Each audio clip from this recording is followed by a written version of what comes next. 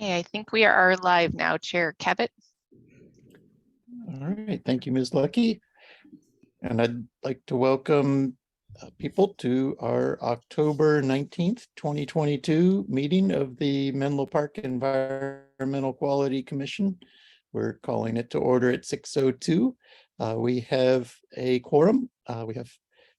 Looks like we've got 5 commissioners on and our 2 staff members, so we're ready to start up. And here's one more commissioner joining. So we are now at all the current commissioners are at the meeting. And so Ms. Lucky, if you could call roll. Yes, Chair Cabot. So roll call, please just state yes if you are present. And if you're not, we probably won't hear you anyway, and we'll mark you as absent. So Commissioner Elkins? Yes. Commissioner Evans? Yes. Chair Cabot? Yes. Vice Chair Headley? Yes. Commissioner Lynn? Yes. And Commissioner Schmidt? Yes. Welcome. Thank you. Right. Thank you, Ms. Lucky. And so at this part of the meeting, we would like to open it up for public comment, for the public to be able to comment on anything they wish to bring up in front of the Environmental Quality Commission that is not on tonight's agenda. Thank you, Chair Cabot. For comments. Yeah, so at this time, we are calling for public comment on items that are not on the agenda. You have up to 3 minutes to provide your comment to the commission, and we will be able to unmute your microphone. I'll call your name if you're on a landline. Doesn't look like anybody is, but if you are, press *9 to raise your virtual hand and I'll be able to unmute you. So with that, we have, it looks like 2 public commenters. So I am going to unmute the first commenter, John McKenna, and next will be Andrew Barnes.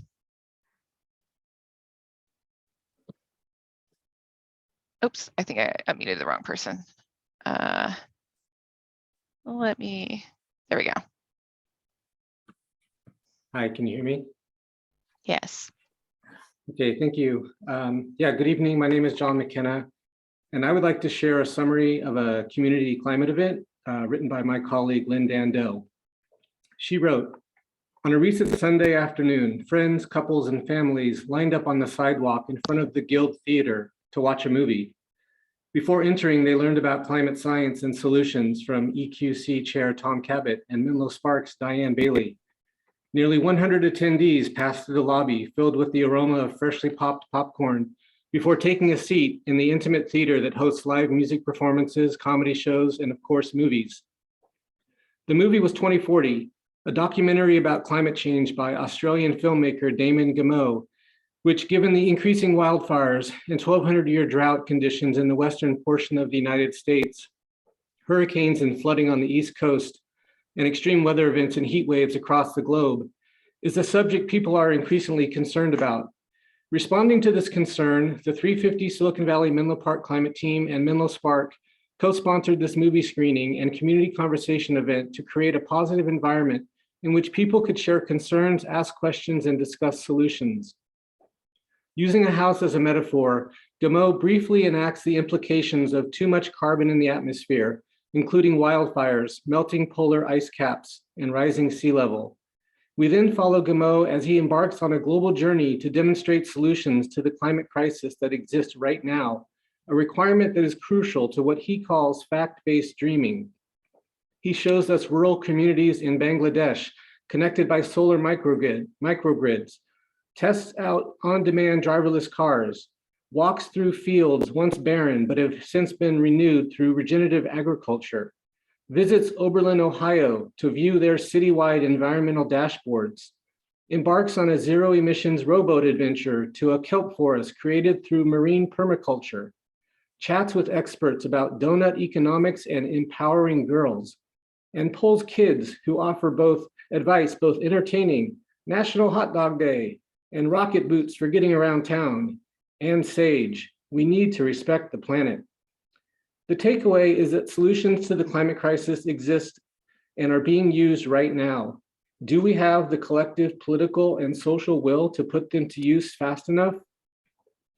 Following the movie, Menlo Park Environmental Quality Commissioner Nancy LaRocca Headley led a conversation that included having an exchange with someone in the audience that you did not know, fostering community building, and possibly discovering viewpoints different from one's own.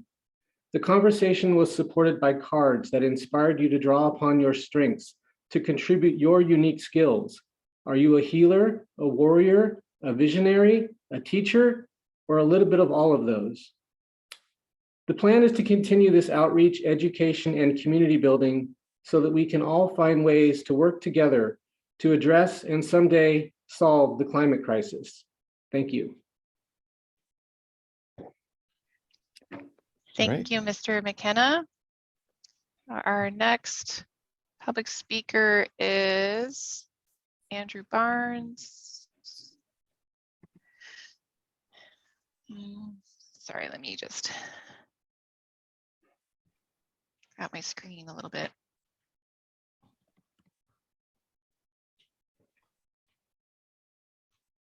There we go. I think you should be able to speak, Mr. Barnes, if you want to unmute your microphone. Great, thank you. And at your discretion, I'll hold off my comments because I'm seeing that my comments, fortunately, I think for public comment that I have, dovetail nicely into your action plan that you have on the agenda this evening. So I'd be happy to let you go through your consent calendar and then pull up regular business and then give mine at that particular time, because it talks specifically to some of the things you might be doing in the upcoming cycle of defining your roles and responsibilities. So why don't I just hold off and come back then? All right. Yeah, that sounds like a good plan. If the comments are directed towards items on the work plan, we can definitely fit them into that portion of the agenda. And Ms. Lucky, are there any other people who wish to comment on things not on tonight's agenda? Thank you, Chair Cabot. So this is the last call for public comment at this time on items that are not listed on the agenda. With that, I do not see any further public comment. I return the meeting back to you, Chair Cabot. All right, thank you, Ms. Lucky. And so at this point, we start the regular business section of the meeting, and I'd like to move to item D1, which is approval of our last meeting's minutes. So approval of the minutes of September 21st, 2022. And hopefully commissioners have had a chance to review the document. And I'd like to see if anyone has any adjustments or changes to suggest to the minutes, or if they're ready to propose our acceptance of them.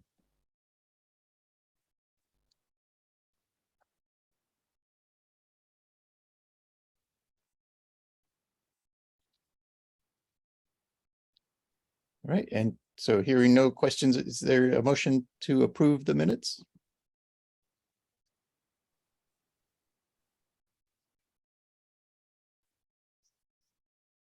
I'll move to approve them. Moved Chair by Cabot, Commissioner Evans. pardon, Chair Cabot. I think we might need to call for, if we didn't already, I might be Call getting very for far public public comments comment. on the minute. Yeah, so thank you. Sorry, I overlooked that. So if there are any members attending the commission meeting virtually who would like to make public comment on approving the September 21st, 2022 Environmental Quality Commission meetings regular minutes, you can use the hand raise feature next to your name, and I'll be able to unmute your microphone.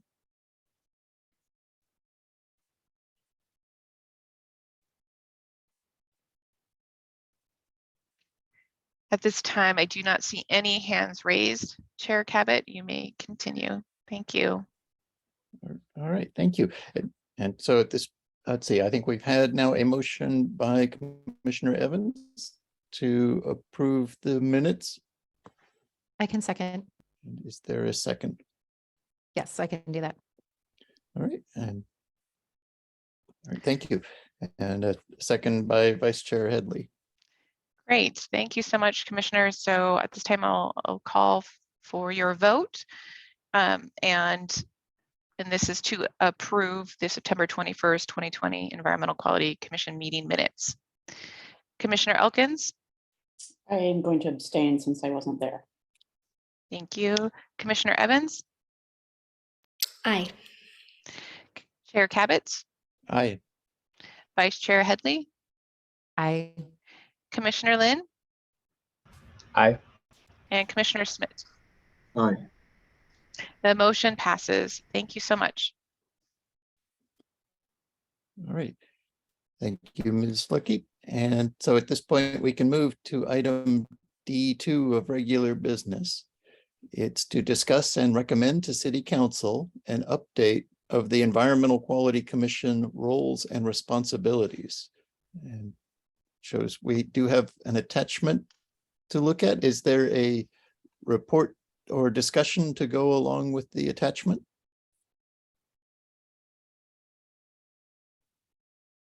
Yes, it's in the attachment. I can bring it up. Let me just give me a second here. Sure you can see it.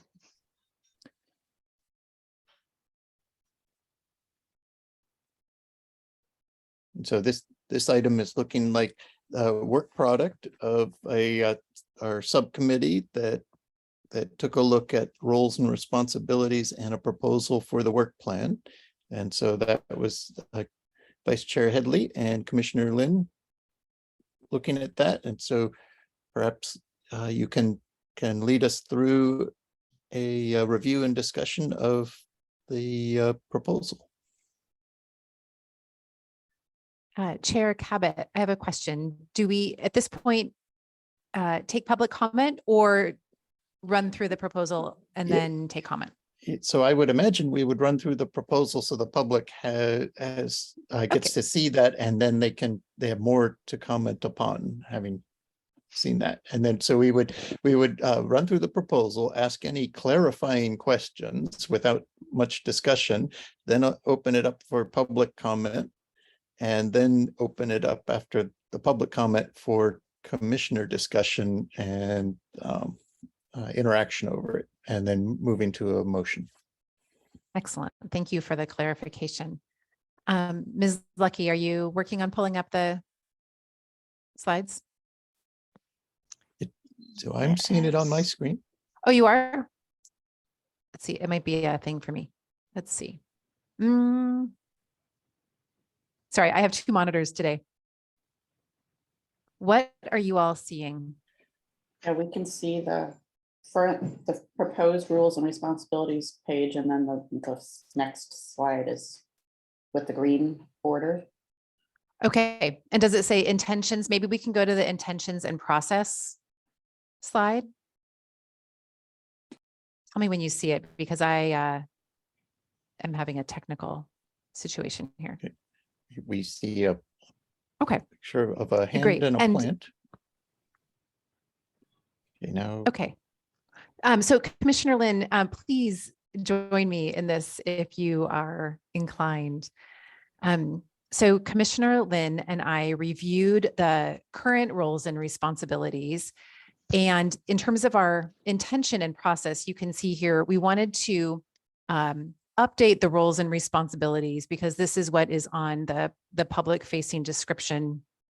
And because we want the public to be aware of what it is we're actually doing. And we also thought it would be helpful for recruiting new commissioners so people are aware of the current focus of the EQC. And as we looked at the priorities, well, there were a few things we wanted to do. We wanted to highlight the climate action plan because that's a big part of our focus. per the discussion that we had last time, we wanted to add a focus on climate resilience and adaptation. And then there were many bullets in the original description about trees and the urban canopy. So we wanted to put those all under one heading and then keep the green and sustainable initiatives heading that aligns. And all of this, I think, really aligns with the previous work plan with the addition of the climate resilience and adaptation piece.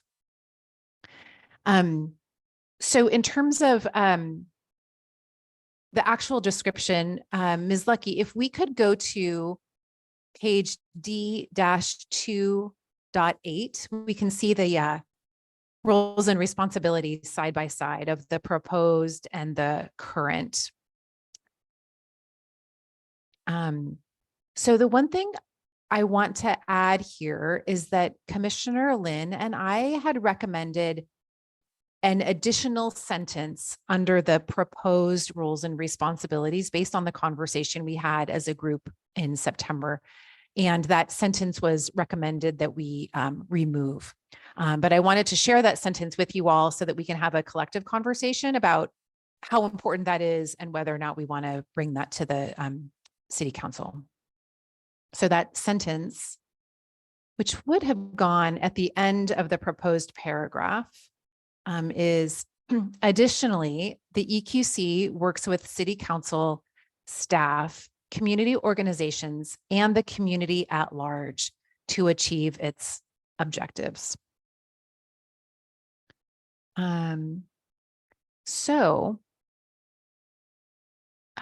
With that, Commissioner Lin, is there anything else you think would be helpful to share before we open it up? No, I think you covered it. Okay.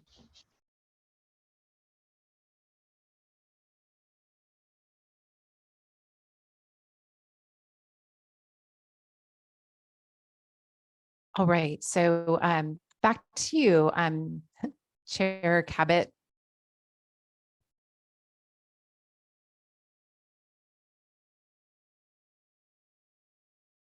For the next step.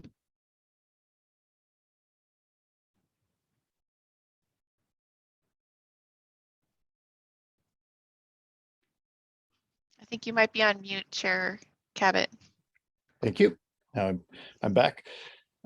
Thank you, Vice Chair Headley, and I'm just checking to see if we've heard now the full presentation on the roles and responsibilities. And I'm looking at the bullet points and just wanting to know, my clarifying question is, are these then the equivalent bullet points under commission priorities on slide D-2.8?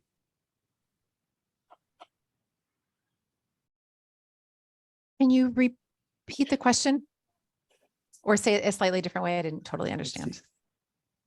Yeah, so the first item is, let's see, is this the full extent of the report to the commission? And so then we can open it up for clarifying questions about roles and responsibilities, or is there more to the report part about roles and responsibilities? Well, let's see. It is wrapped up with the work plan, but because we wanted to break it down step by step, yes. So that's the content. If you want me to read through the details of each proposed thing, I can. What Commissioner Lin and I tried to do was align it as much as we could with the current work plan, because a lot of the language there from last year was, we thought, really clear and powerful and kind of already what was happening. All right. Okay. So I think I'm seeing it now, how it's structured. And so it's you've gathered up many of the points relating to trees and urban canopy and brought them together into the third bullet on the left. All right. And then brought the green and sustainable initiatives into the fourth bullet. Yes. And then now highlighted as two separate bullets, the efforts supporting climate action plan and the efforts supporting climate resilience and adaptation efforts. Yes. Okay. Yes. And in the description at the top, you'll notice it's larger. It's essentially what is the mission statement from last year's work plan. Right. Taking a moment to read through that.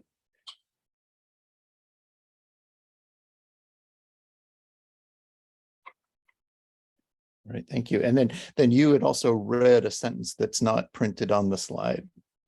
Indeed, Okay, which I would be happy to read again, if that would be useful. yes, if you could read that again. Okay. So Commissioner Lin and I had originally proposed this sentence as following. Additionally, this would go at the end of that first paragraph. Additionally, the EQC works with City Council, staff, community organizations, and the community at large to achieve its objectives. All right, thank you very much. And so at this point, we can open it up to Commissioner clarifying questions about this, not a discussion of it yet, but just what we've been shown here. And then we will, after that, open it up for public comment. And so I see a question from Commissioner Schmidt. Thanks, Commissioner Kennedy. So the sentence that was deleted, I'm a little confused. And if it's meant to be the second section, I'm happy to hold this question, but I'm a little confused because that seems very straightforward. It seems very logical. If we've got priorities, we need to work together to get them done. So I'm happy to hold that question until later or talk about it now. Actually, Commissioner Schmidt, thank you so much for raising the question, because I think this is the place that we want to discuss that particular item. And then whatever we agree to here, I think would fold into the broader work plan.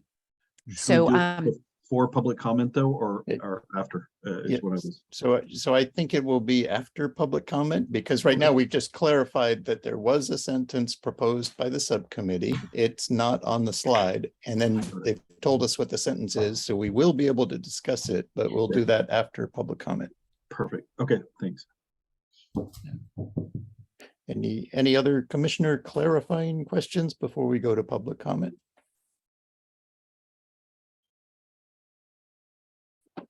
All right, and seeing none, Ms. Lucky, are you able to open it up for public comment? Thank you, Chair Cabot. So at this time, if there are any members of the public who are in attendance that would like to comment on the roles and responsibilities of the Environmental Quality Commission, you may use the hand raise feature next to your name, or sometimes at the bottom of your screen. And I'll be able to unmute your microphone so you can address the commission for up to 3 minutes. And with that, let's see. We have 2 hands raised. And the first speaker will be Mr. Andrew Barnes and then Marlene Santoyo. Mr. Barnes, I've unmuted you, so you should be able to provide your public comment. Awesome, thank you. So first of all, thank you so much to the commissioners for doing this work. I really appreciate it. My name is Andrew Barnes. I live in the Willows. In the past, I was a EQC commissioner going back a ways, and now I'm currently on the Planning Commission. What I say is as a resident, although some of my work on that informs what I want to talk about tonight. And I guess the punchline that I want to deliver is I live in the Willows and I live on McKendree Drive. And as the trees in our neighborhood start to age out, the average construction age of the original constructed properties are like 1950. So you're looking at a 70-year cycle on these trees. We're seeing these trees not get replaced. And I have some theories as to why. But I guess importantly, and this is just fortuitous that this is the night that I'm calling in, that you're looking at your roles and responsibilities.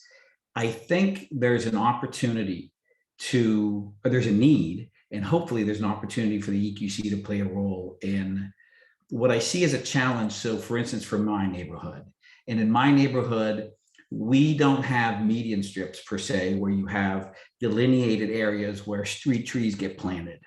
And you have the sidewalk, you have the road, which abuts the sidewalk, which abuts the property.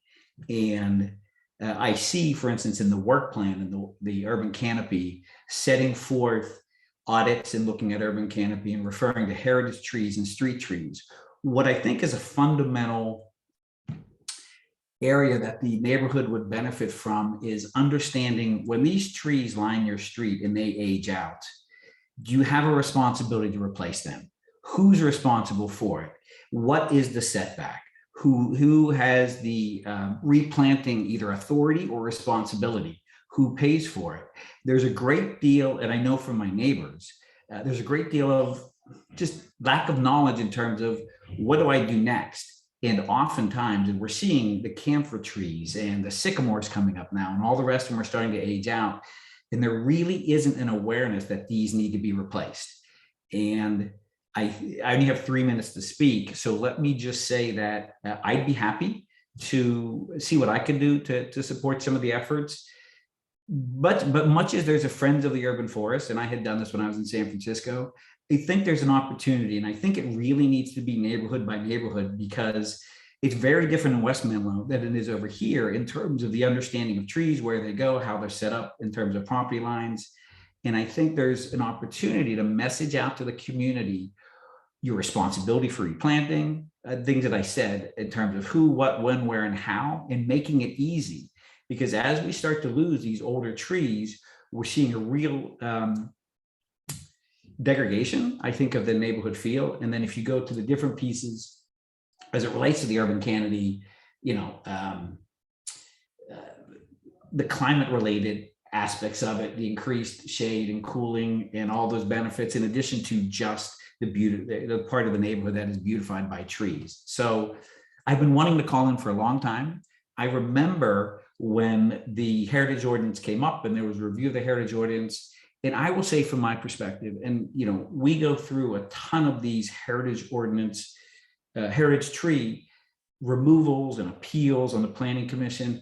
And I always thought that their focus was misplaced in that for every heritage tree that gets taken down, I think we probably lose 5x in terms of these trees, which you would call street trees, but are not getting replanted. So for the real high profile trees on the street, there isn't a policy, but we will spend hours or days or a great deal of time looking at a tree in the back of a property when it's for the development of a new home, but we don't have a real cohesive policy for the front of these properties and where they should go. So I think it's a real issue. And I'd love to see it addressed. And this is really the only place for me to turn because I don't know who else deals in this. So I'll leave it at that. But I can't say how many trees we're losing one after another, and they're not getting replanted, they're not getting replaced, and people don't know what to do. So thank you for your time. I can see all of you, but you can't see me. I really appreciate the work that you do. And you can find me on the Menlo Park website under Planning Commission, Andrew Barnes. Happy to be whatever I can do to kind of jumpstart this and see what we can do to put Willow's Urban Forest, or I guess get rid of the fancy names for urban canopy and assessments and all the rest of it, and just have a real, grassroots, ground level, average resident can understand what we're talking about and why we need to replace trees. So thank you. Thank you, everyone. Thank you, Mr. Barnes. And our next speaker is Marlene Sandoyo. I've unmuted you, so you should be able to address the commission. Yes, hi Commission. I do have a question. Sorry, Rebecca, am I able to do a comment not on this particular agenda item, but just for the announcements portion? You would have to request that through the chair. But it could be possible if it's not an agenda item they're not making a decision on, I'd say, if it's about information, just about updates. Yeah, it's just an update on the collaboration session that happened this past Monday. Chair Cabot. Yep, thank you. So that type of comment, I think, can fit well into the reports item at the end of our agenda. If you're able to stay on, it's roughly about 8 o'clock when we get there, between 7, sometime between 7 and 8. Okay, I'll try to make it by then. If not, I think, yeah, I'll just try to make it. Hopefully. I Okay, can. and then in future meetings, since it's not on the agenda, it can also fit into the very start of our meeting at about 6 o'clock when we take comments for items not on the agenda. Okay, thank you. I think I was having connection issues getting into the meeting, but thank you.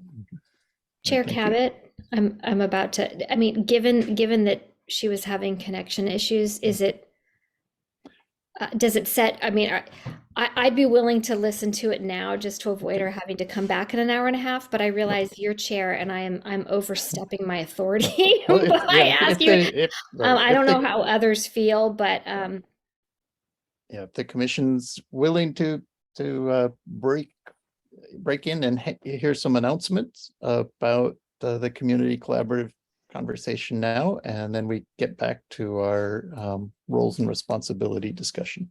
forgive me, Commissioner Cabot, for being pushy on that. And that as well. Okay. Yep. that sounds great. Accommodating the public is a good idea. Alrighty, thank you very much for taking my comment now. So I just want to thank you both, or thank you all, sorry, for listening.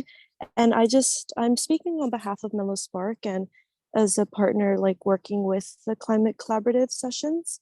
This Monday, we held a session at the Bellhaven Library, and it was covering brief history of the Bellhaven neighborhood, how zoning created and maintained segregation and then we chatted about SB 1000 and how the state has recognized how these historic harms have placed people of color and people with low incomes in areas with high pollutions and other environmental hazards at a disproportionate rate. And so with this SB 1000, it created the environmental justice element. And so it's a way to create programs and policies to address these inequities.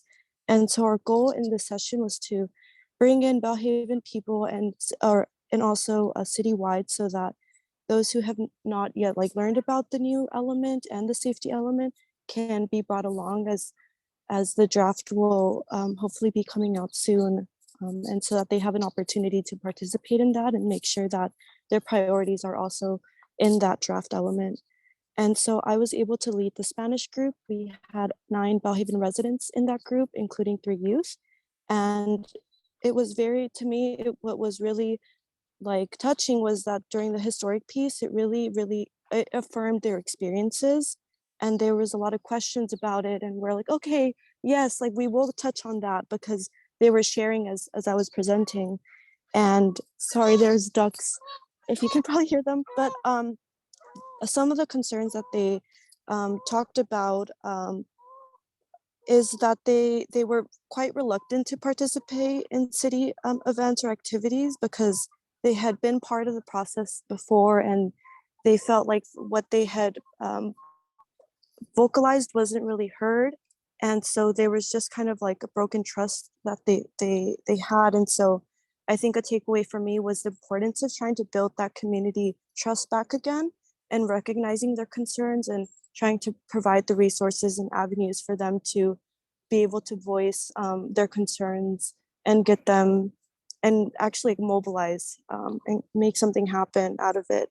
And so they were all very, I think they all learned a lot and felt a little bit more comfortable. And so they want to continue participating, and they're wanting to continue to voice some of their priorities, and are looking forward to our next session, where we're going to actually be reviewing what the draft looked like, and then making sure that, if they have any comments on it, that they're able to voice that and provide those comments. And then another thing that I just want to put in here quickly is that when it comes to communication, they all want to continue receiving updates from the city and being invited to events. I think it's just the process of not only getting news or emails, but also text I heard was helpful, and mail-ins were also helpful. And I'm sorry I went over. Thank you. Thank you so much for your public comment, Marlene Santoyo. So at this time, if there are any other members of the public that would like to address the commission on their roles and responsibilities, you may use the raised hand feature.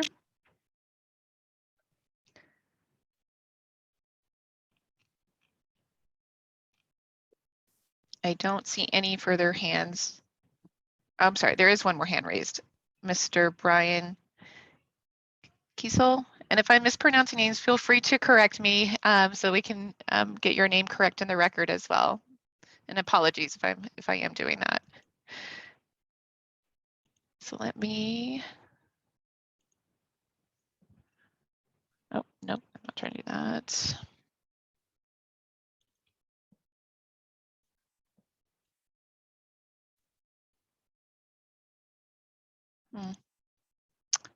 I have to do something a little different here. Hopefully it'll work.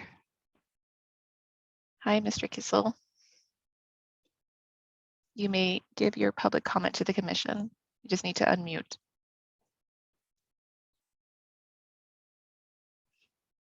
Ah, there we go. I figured it out. Hi. Thank you very much. So I don't know whether the comments are appropriate for the roles and responsibilities or for the priority list. I think they go hand in hand. So you can hold off. But kind of at a high level, the thing that I'm curious to see is to what extent either the roles and responsibilities or the priority list addresses the leadership opportunity that Menlo Park has to play in the state and the nation. So I see a lot in the Climate Action Plan, which I think is great, about electrification and other initiatives. But having talked to some folks on the EQC and the Planning Commission and City Council members, I think in Menlo Park, we have an opportunity to really provide thought leadership and demonstrated success, like with the Block Power Project or other initiatives that we're doing with eliminating gas in new construction homes, et cetera. And would it be appropriate for the EQC to make that part of the goals of the Climate Action Plan or the overall priority list? And it may be happening organically anyway, but I'm just thinking there may be an opportunity to actually codify that as a goal. So it's just a thought, and I don't know that it fits now or when you discuss the priority list. So that's all I had to say. All right. Thank you, Mr. Kissel.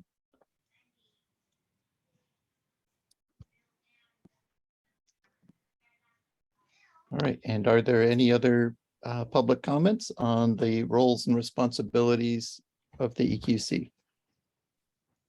I do not see any further hands raised. Chair Cabot, you may continue. All right. Thank you, Ms. Lucky. And so at this point, we can bring it back for full commission discussion of any questions, suggestions, thoughts, and about how to structure our roles and responsibilities. And Ms. Lucky, if you see, I don't know if you can be ready to bring the slide back up if we need to look at it and discuss that. But, just to be prepared for that. And then we'll open it up for discussion. So any thoughts from commissioners?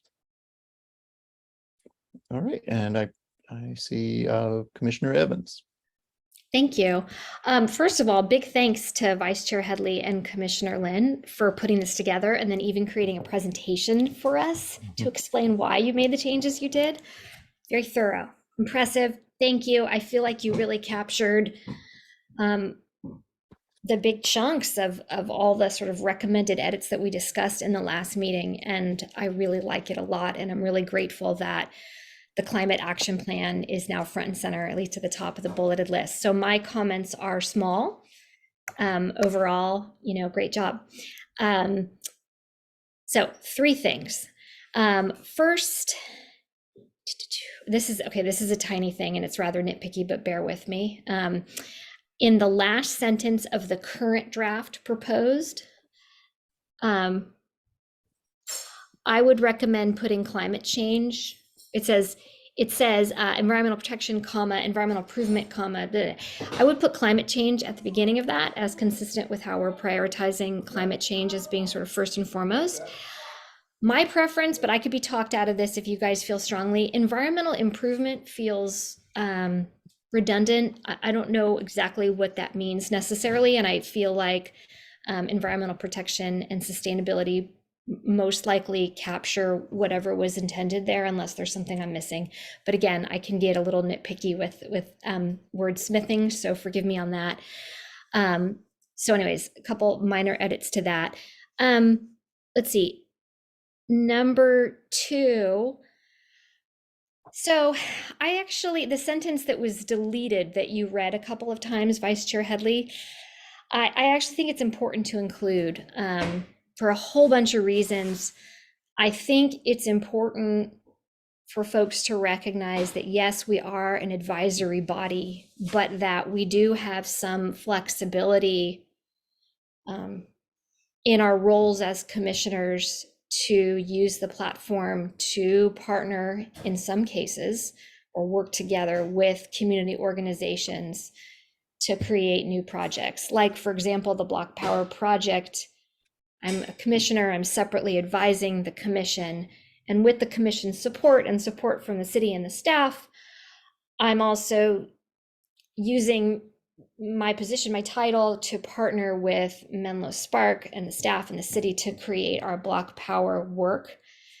And I think it can be helpful to have a sentence that captures that those kind of roles are available. Not every commissioner will necessarily want to do things like that, but I like that that flexibility exists.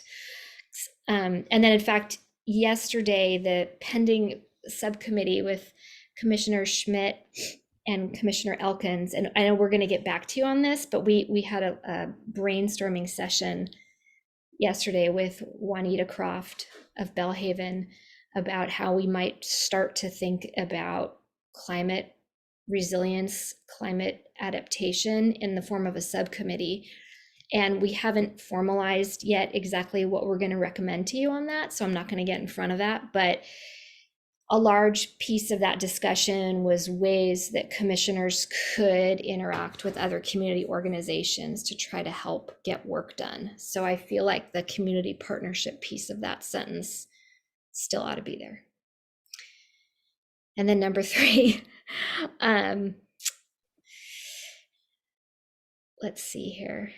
Oh, you know what? So I had a crying child when Brian Kissel was doing his comments. And so I caught like the last 2/3 of his comment, but was he recommending that the Block Power Partnership be part of the main priorities? I didn't catch exactly what he said. So hopefully someone who did not have a crying child in the background could clarify that for me. So Commissioner Evans, I can relay to you what I heard from Mr. Kissel's comment. He was suggesting that Menlo Park, and he used Block Power as an example, so it wasn't a specific thing to add to the roles and responsibilities, but he was suggesting that a possible role and responsibility would be to provide thought leadership or provide comments and advice about how Menlo Park can provide thought leadership that's able to leverage additional communities' actions in other communities that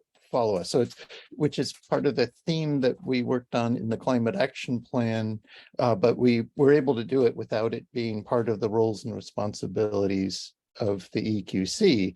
But I'll have other comments on that as well later, but I want to let other commissioners speak now. Thank you for clarifying that. I would support that. I do like that suggestion. I will stop talking now so other people can weigh in. Thanks. All right, and Commissioner Schmidt. Thank you, Chair Cabot. I just wanted to second what Commissioner Evans said about the working with the staff and community organizations in the community to achieve the objectives. I mean, if we have a work plan, then I personally believe that we shouldn't operate as if we're not going to get work done. So I'm a little confused and would like to hear a little bit more about the pushback and the reasons why that was, well, why isn't that appearing, and what do we need to do to address that and make sure it does appear? So I was hoping to just hear more. All right, thank you, Commissioner Schmidt. And so that sounds like it's a question for staff, assuming staff was the one that removed this sentence. And so staff may be able to clarify why they think that may be, something not to include in the proposed roles and responsibilities for the commission. Yeah, thank you, Chair Cabot and Commissioners. So yeah, this was a recommendation from staff to remove the language. There's a lot to unpack with the commission going beyond an advisory body to the city council.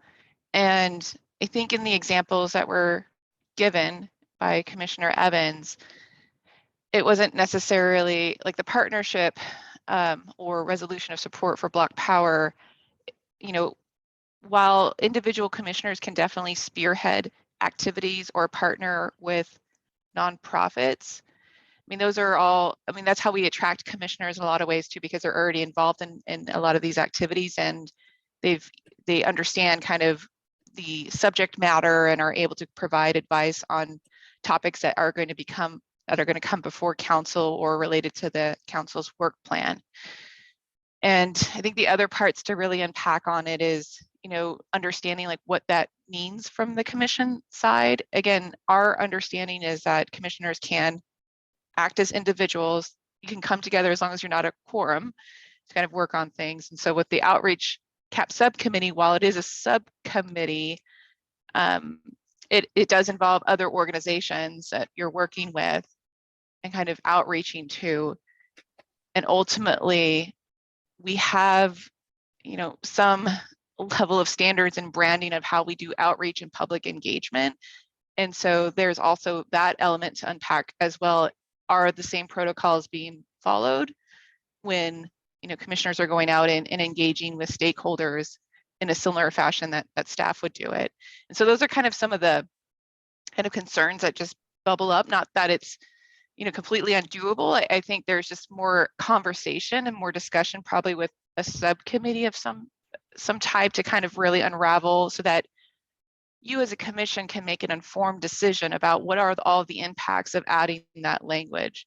Because there's also just impacts on the staff side of supporting those efforts for the commission as well.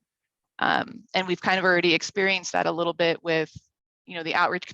We do want to support, but if we're kind of supporting a lot of multiple different activities, we just need to make sure the council understands what those impacts are and why we're not able to maybe do other activities as well. And so again, we can certainly explore it. It's just, we just need probably more time, more conversations internally beyond just my division. It would involve the city attorney, it would involve the city clerk, our community engagement division as well, and the city manager. And again, it has implications also for other commissions as well, and how we kind of move forward and what that all means. So I don't want to make it overly complicated, but I think there just is a little bit more analysis and discussion that needs to occur, and to maybe understand more of what that scope is. Thank you, Ms. Lucky. And so if I can try to summarize what I think I'm hearing, it's that we already have, as individuals, meeting in less than a quorum through either subcommittees or just other formations. We already have the ability as individuals to work with other groups, and that putting, trying to codify that language to have a sentence in there that says that one of our roles and responsibilities was working with those other bodies, then we'd have the double-edged sword of having to do it to the city's standards and branding types, because then we would be representing the city instead of representing ourselves as individuals who also happen to be commissioners. So I want I hope the other commissioners will take that into account in thinking about this issue, because we already have some freedom, but if we try to codify it, we would need to accommodate the city's branding and other constraints, and also create a city workload which may interfere with other items. So that's what I think I'm hearing from Sustainability Manager Lucky about the pluses and minuses to pursuing that kind of a codification of our ability to represent the city while in subcommittees or subquorums. Whereas now when we come together as a body, we can make recommendations as a full body to the council. That's our scope. But you know, we're exploring with that omitted sentence the possible addition of scope, which has pluses and minuses for how we'd be able to act. So anyway, I will get back to commissioner comments and call on Vice Chair Headley.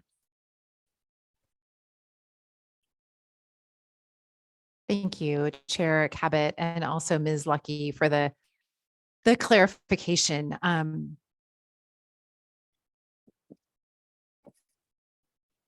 I guess I want to understand a little bit more the pros and the cons, because what I'm seeing as a member of two different subcommittees is that we're already working with nonprofits and et cetera.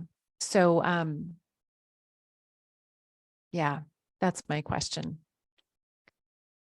Thank you. Yeah, thank you, Vice Chair Headley. Yeah, I think probably Tom or Commissioner or Chair Cabot probably said it best. It's just understanding where kind of the boundaries are as far as how a commissioner is representing the city. And again, right now, the sole purpose of the commission is an advisory body to the city council.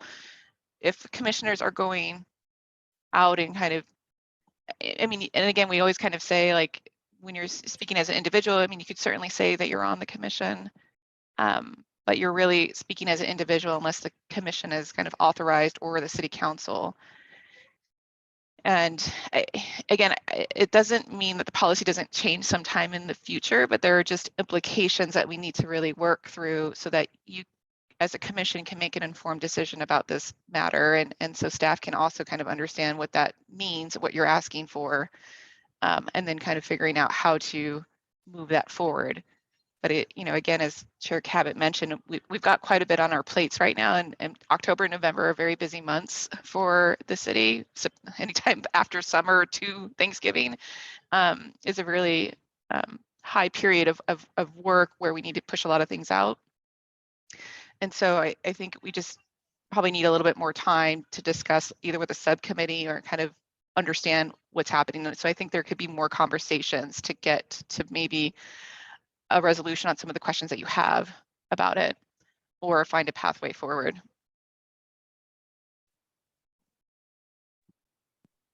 All right, thank you, Ms. Lucky. And I'd like to call on Commissioner Elkins. Thank you. My comment actually is going to change the topic here, and I have a feeling that Commissioner Schmidt probably wants to speak more on this exact issue. So I'm going to defer at this point. All right, thank you. And Commissioner Schmidt. Thank you, Commissioner Elkins and Commissioner Cabot.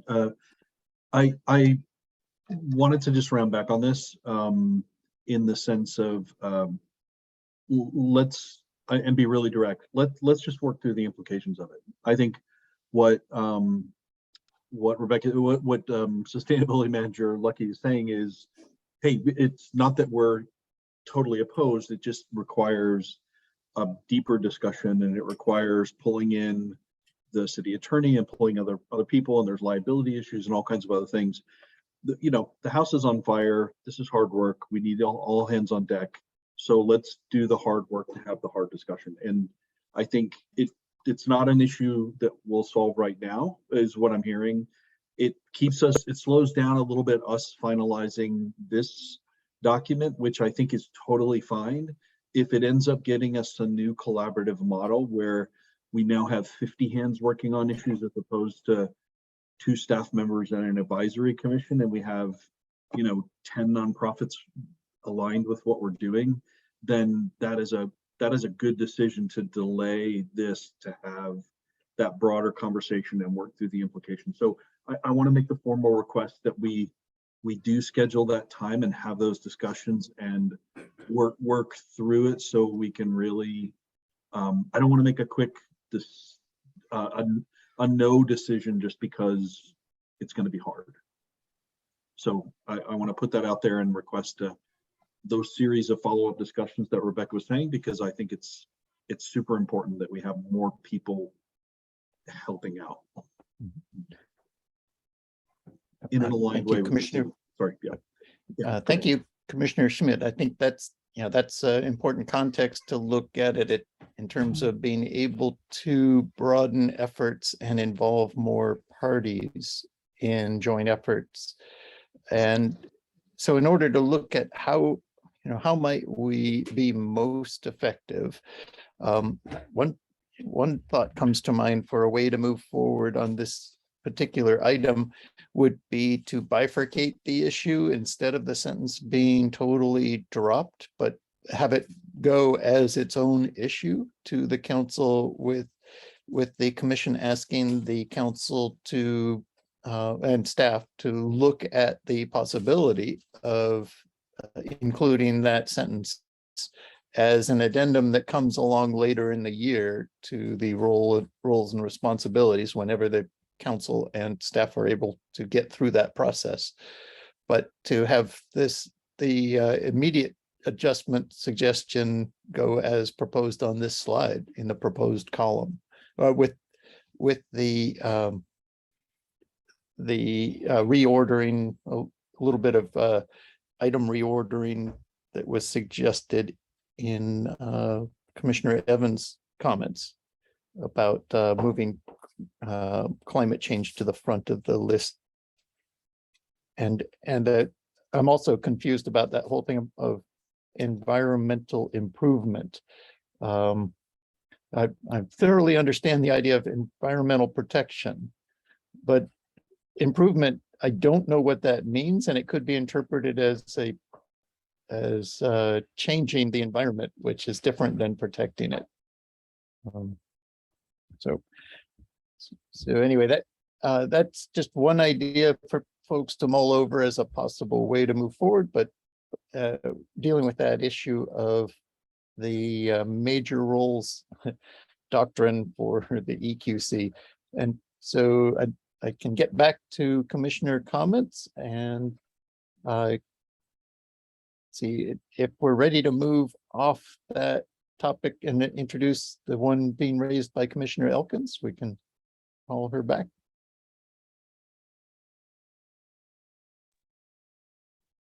Okay, I wanted to ask, because I wasn't at the last meeting, I've made the assumption from this agenda and these documents here and the discussion that I'm hearing that this was basically discussed at the last meeting and then sent to Commissioners Headley and Lynn to synthesize and come back with a recommendation based on the previous discussion.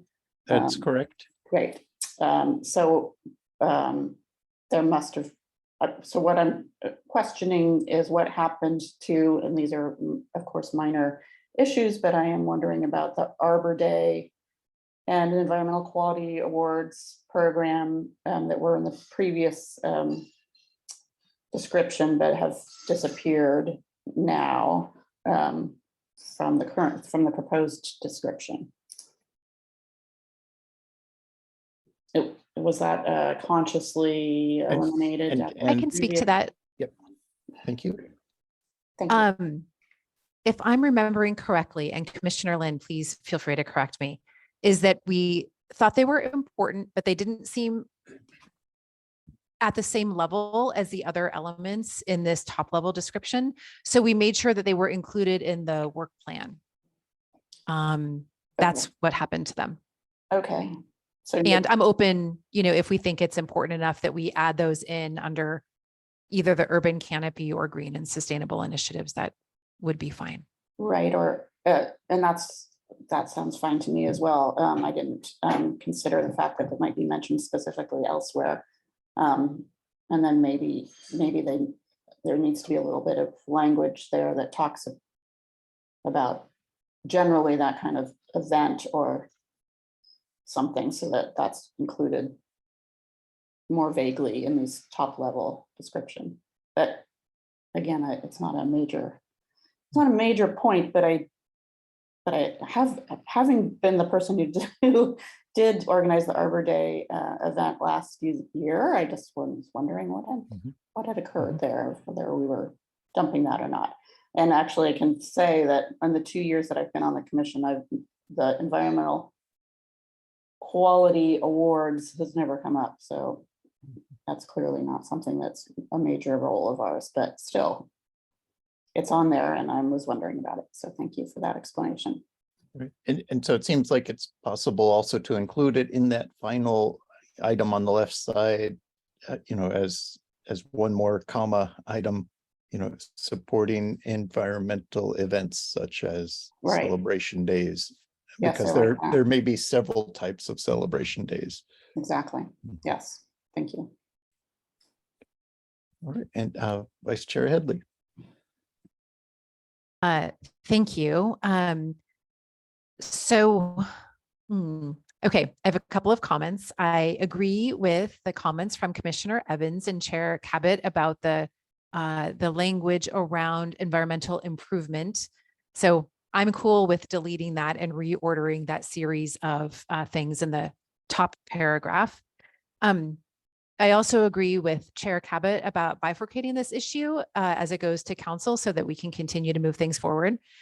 And I agree with Commissioner Elkins maybe she could make a recommendation around the exact language around events that we can include in this top level description. All of that sounds great to me.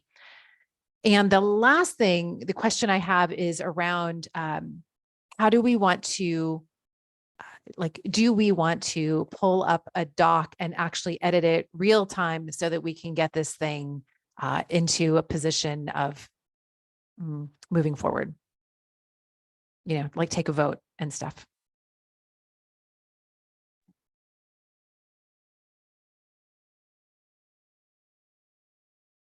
I don't know if somebody has a doc ready to do that, or if there's a copy paste that could happen real quickly on the left side of this. I have a doc that's available and I'd be happy to make edits, but I don't know if that's the proper process or if it should be somebody else. Yeah, I'm thinking so far it sounds like the edits are relatively minor. I wonder if staff has been recording them and may be able to read back to us what they have based on this conversation, but they have, to me, felt like they've been several minor word changes or additions to the bullets in the left. And Commissioner Evans. I support working on the document or whatever staff wants to do, whatever's easiest there. One quick question that I just noticed. So I've been on the commission for a little over a year. As far as I can recall, we haven't had any appeals on heritage trees come our way, but I'm trying to recollect there was a reason why that was set aside or pushed aside temporarily. Maybe staff could advise, is that still something that's in the scope of what the EQC is supposed to do? Yes. Okay. Yeah, you just haven't seen as many because when we updated the heritage tree ordinance, so the only appeals the EQC really hears when it's related to a development that is removing a healthy tree because they want to put in some type of structure. And on that note, a community member can appeal that and then it would go to the EQC. Okay. So that it's kind of narrowed down. Yeah. The appeals that would be heard by the EQC. Okay, sounds like it needs to stay. And then the last one is we hadn't yet discussed public commenter Brian Kissel's recommendation of adding a bullet to the priorities of providing thought leadership at the state or national level, or however we might want to phrase that. I don't know how folks feel about the value of doing that. certainly Menlo Park is, I think, uniquely positioned to set meaningful climate precedents. And we've done it before with REACH codes. And we're working on programs now that are setting some important precedents. It might also help us attract commissioners too, to the extent that we're able to highlight sort of how our work can be amplified to set that thought leadership. But we just hadn't talked about it. How do folks feel about adding that, pros and cons? Yeah, thank you for raising that. I'll share a quick thought on it. Also, one of the biggest innovations was developed by staff in the simplification of the REACH code in the 2019 version. And then other modification or thought leadership things came through the commission in terms of really advancing the state of the art of climate action plans and various analysis tools that are being adopted by the regional agencies. So there's a lot to be proud of, but we've been able to do that kind of innovation even within the framework that we have, without it being mentioned explicitly that thought leadership from Menlo Park or leadership from Menlo Park is a goal of the commission. It seems like there's also the opportunity to put that on the bifurcated track with the other item to council, because council is really the body that chartered the EQC. And then does council want to also encourage us through a charter adjustment to produce thought leadership explicitly in that realm? And I could see them debating that. Some may want that, some may not. So it's an interesting item, but similar to the other one about expanding the role of the EQC to actually represent the city in dealing with other outside bodies, like dealing with staff, with community members at large, or the community at large, or community organizations, as brought up earlier. So now it sounds like there are these two bifurcated issues, the one introduced by Mr. Kissel and the one introduced by the subcommittee. And so I'll call on Commissioner Elkins. I was going to express my thoughts on those things that have just been talked about. I feel like the concept of being a thought leader in this area is sufficiently expressed in that first paragraph where we talk about being a leading sustainable city. I think that's pretty wide open, and I think that in previous versions of the work plan, it specifically talked about being a leader and an inspiration to other communities. Second, I think that the heritage tree appeals ordinance is also captured by the first sentence of the urban canopy. Leverage best practice to advise, recommend on the preservation of heritage trees. That seems good enough to me. And then regarding my previous point about the events, I think we could just add like one or two words to the last paragraph about green and sustainable initiatives. I think that would fit in there under the concept of an initiative. It could just be and environmentally related community events, something like that. I don't really see the need to pop up a whole document for this purpose, but of course, if everybody else wants to, that's fine. But those are my thoughts. All right. Chair Thank you. Cabot, if I may, I've been making edits in a Word doc based on our conversation. If it's cool with Ms. Lucky, I'd like to share my screen so that we can make these edits together.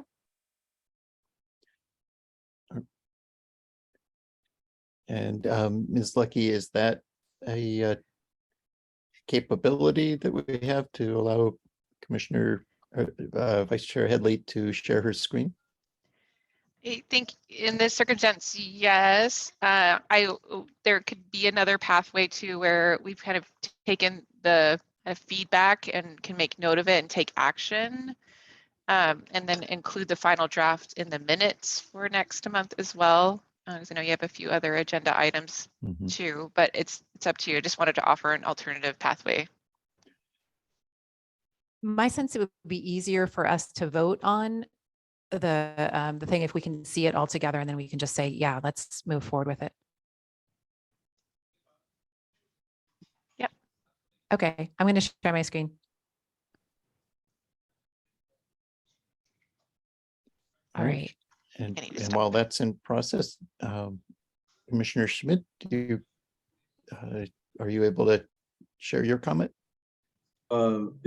Yes, thanks, Chair Kavanaugh. Just two quick things to build off of the recent thing there around thought leadership. I would say if we can capture it in that last bullet, like we've started to do, outreach events and thought leadership are kind of a cluster of very similar activities. So maybe what we could include in that last bullet is a sort of a, outreach, events, thought leadership, and recognizing that those things all kind of go hand in hand.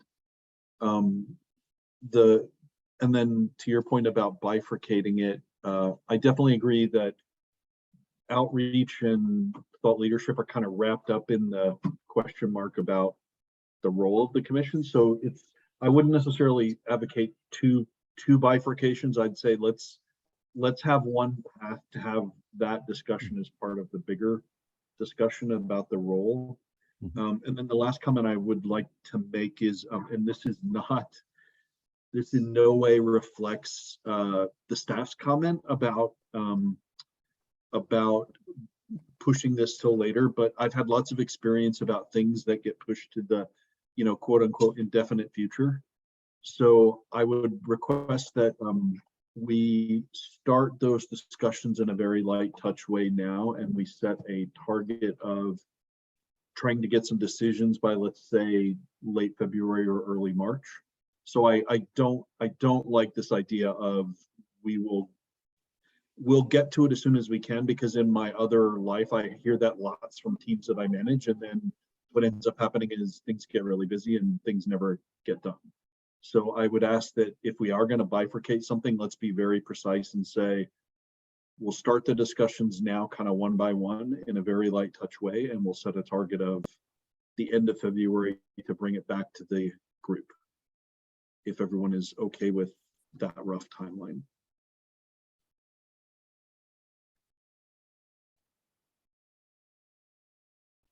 All right, thank you. Yeah. So I think under that proposal, then we can just go ahead and discuss the edits to this document and discuss the sending the bifurcated issue of allowing the EQC to engage with council staff, community organizations, and the community at large in efforts to advance the city's initiatives. Something like that as a separate item from this. Okay. And thank you, Vice Chair Headley, for putting this document up. And in looking at the top paragraph, it looks like there may be the opportunity to add a sentence about to include these pursuing the strategy of demonstrating leadership that inspires other organizations. Because that is the major leverage strategy to working on global issues that are facing all of us. So I don't know if it needs to be its own sentence, but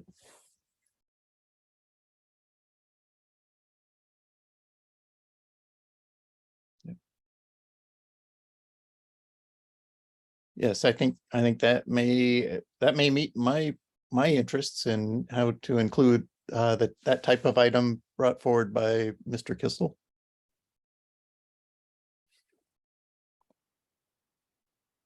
Okay. I'm not attached to it. I'm open if there's any refinements or additions. If we do add that, can we put the word "and" after institutions? That inspires other institutions and that is well positioned to. Yep. Okay. Okay. Thank you. There's supposed to be a comma there. No. Okay. No. All right. Did I capture? Oh. Go ahead. Oh, could we change grave to urgent? Maybe grave, that's a, yeah, I don't know. I'm just proposing. There might be a bit of a loaded word.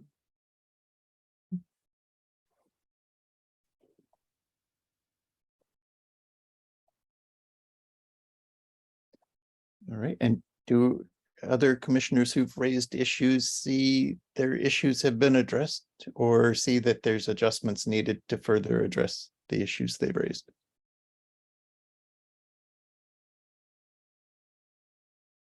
Yes, Commissioner Elkins. Unless we're only talking about this first paragraph, I would like to add something down at the, or I think it would, well, first of all, under urban canopy, maybe something that, let's say, leverage best practices to advise, recommend on the preservation of, and that's pretty much another word. Yeah, okay, you got that in there. Okay. And then I'm sorry, I was focused on the first paragraph, but you've jumped ahead already. Okay, so limited to community outreach, climate events and celebrations. Okay. Yes, thank you. I like that. All right, thank you. And Commissioner Schmidt? We also consider an urban canopy, expansion of the urban canopy in all Menlo Park communities, referencing some of the issues we've been talking about in the subcommittee there.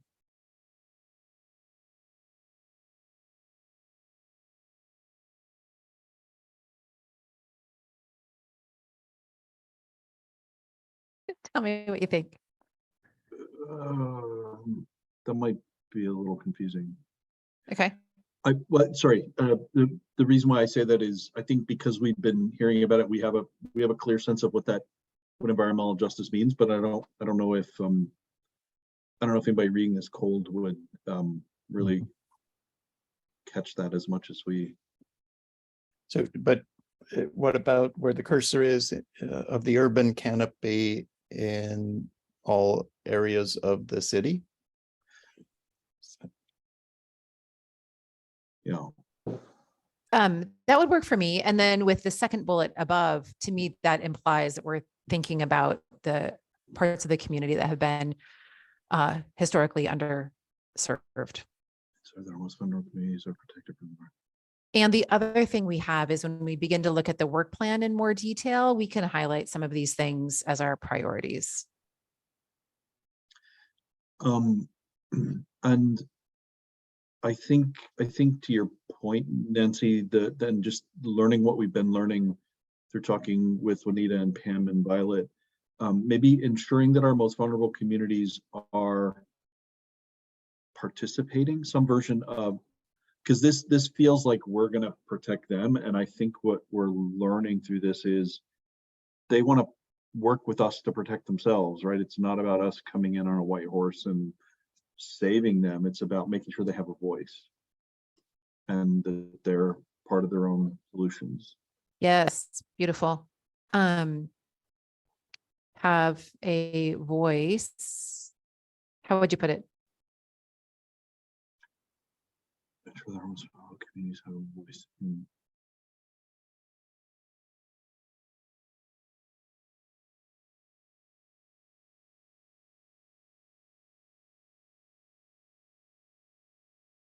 But yeah, that feels pretty close. Which is the concept I think you were trying to capture earlier, Nancy, about environmental justice. Like I think it fits better in that bullet, maybe. Yeah, I like that. Cool. And Commissioner Elkins. Did I raise my hand? Maybe I just didn't lower my hand. Oh, okay. I'm fine. Thank you. Sorry. lower. There we go. All right. And Commissioner Evans. Yeah, I like all the additions. Just the most recent one. I like the intent of what was added, have a voice in the process and are involved in protecting their communities. It feels a little wordy, not in a bad way, but I just wonder if we could make that more succinct and or what are we want them to have a voice in Menlo Park policy, right? Or policies that impact their community in this context. Is that right? Is that the concept that we're trying to capture there? Do others feel like is that right? I think so. Okay. Although it could be Maybe- city policies, it could be other things as well. True. Maybe we could take out and are involved. So it's because it's kind of the same thing, like having a voice. So have a voice in policies and programs protecting their community. And that's the same thing as being involved. Yeah.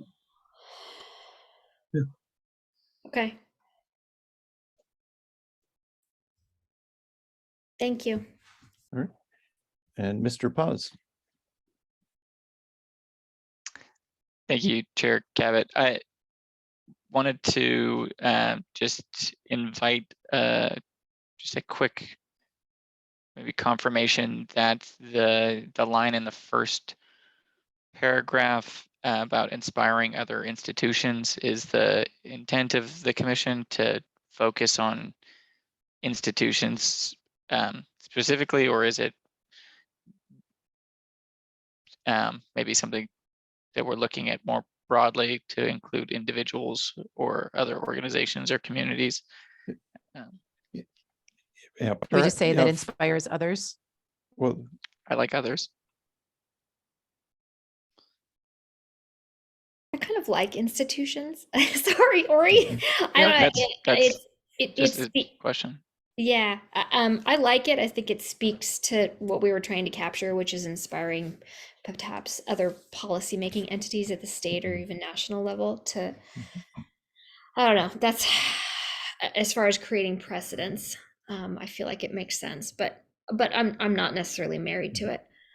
But what if we just captured that inspires institutions and individuals? Like instead of other, we just say, I think to capture Ori's point, it's both. I love the fact that it's both. It's institutions and individuals, because we want to inspire individuals to act too.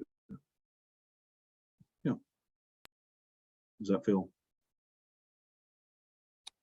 Sure. Makes sense. It's having that getting wordy problem. That's okay though. yeah, if it were to be shorter, for me, it's that inspires cities and that is well, inspires other cities and that is well positioned. The fact that we collaterally also inspire counties and states is a good thing. I don't think we want to lose the individuals part though, just as a request, because I feel like that's where the real, right, that's where a big chunk of the real work is from. Mhm. All right. Okay, and so is there a motion to propose this to the city council as the commission's roles and responsibilities? I Yes, so move. Commissioner Schmidt? I would just ask that we do that with the agreed on bifurcation process and timeline. So I don't want to, sorry, I know I'm being a pain in the tail, but I don't want to lose that. Right, so and then so Commissioner Elkins was moving, and so it sounds like there's a proposed amendment, and Commissioner Elkins, is that something you would accept? Absolutely. All right, so there's a proposed a proposal in front of us to put forward this to the city council with also the added bifurcated issue to take a look at the sentence that would probably needs to be written out here on a separate paragraph to go separately. Additionally, the EQC works with city council, city staff, community organizations, and the community at large in pursuit of, and I may not have had all my notes, but the subcommittee can remind me the sentence they had. Yeah, you were pretty good. I'm adding it. Okay. And you had said to achieve the city's priorities. Is that right? I kind of liked that. Yeah, I kind of, when I picture the city chartering the EQC to do things, it's to achieve the city's priorities, because the city needs to keep setting the priorities, not us. We're a pursuit body and advice body. Yeah.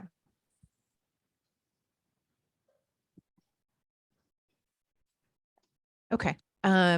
Quick recommendation before we move on. Sorry, I know we're, could we make that the city and the community's priorities? I feel like if we just say we're at the behest of the city, I don't think that fully reflects what our citizens would want to see.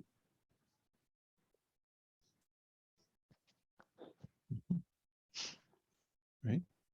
Good. Yeah, I think that definitely that leaves the staff and council something to mull over about how they want to adjust EQC roles and responsibilities. And so we've got a motion for the item. I'll second it. Oh, sorry. All right, and beat a you it, second. Commissioner Schmidt. It's all you, Angela. That's And- good. Great. All right, so it's got a motion and a second. So Ms. Lucky, can you call for a vote?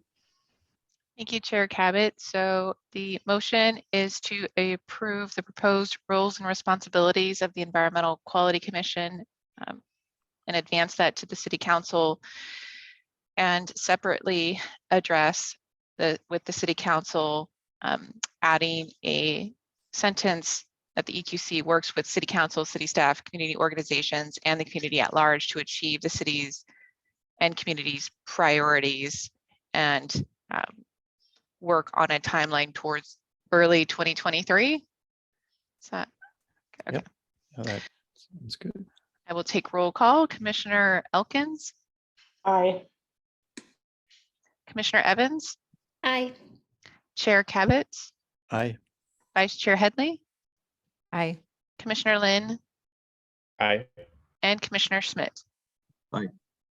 Motion passes. Thank you. All right, well, thank you very much, Vice Chair Headley, and doing that work to put that item together and bring it to us. And now you're up next as well.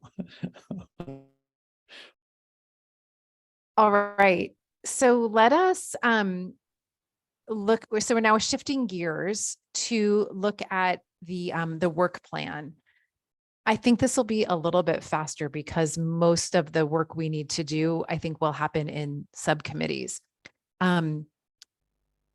Ms. Lucky, would you like to share that part of the agenda, or would you like me to share my screen and walk everyone through it? Thank you, Vice Chair Headley. I can share the screen. Just give me a moment to get there. Can you see it? Yes, we can. Thank you. Yes. Okay.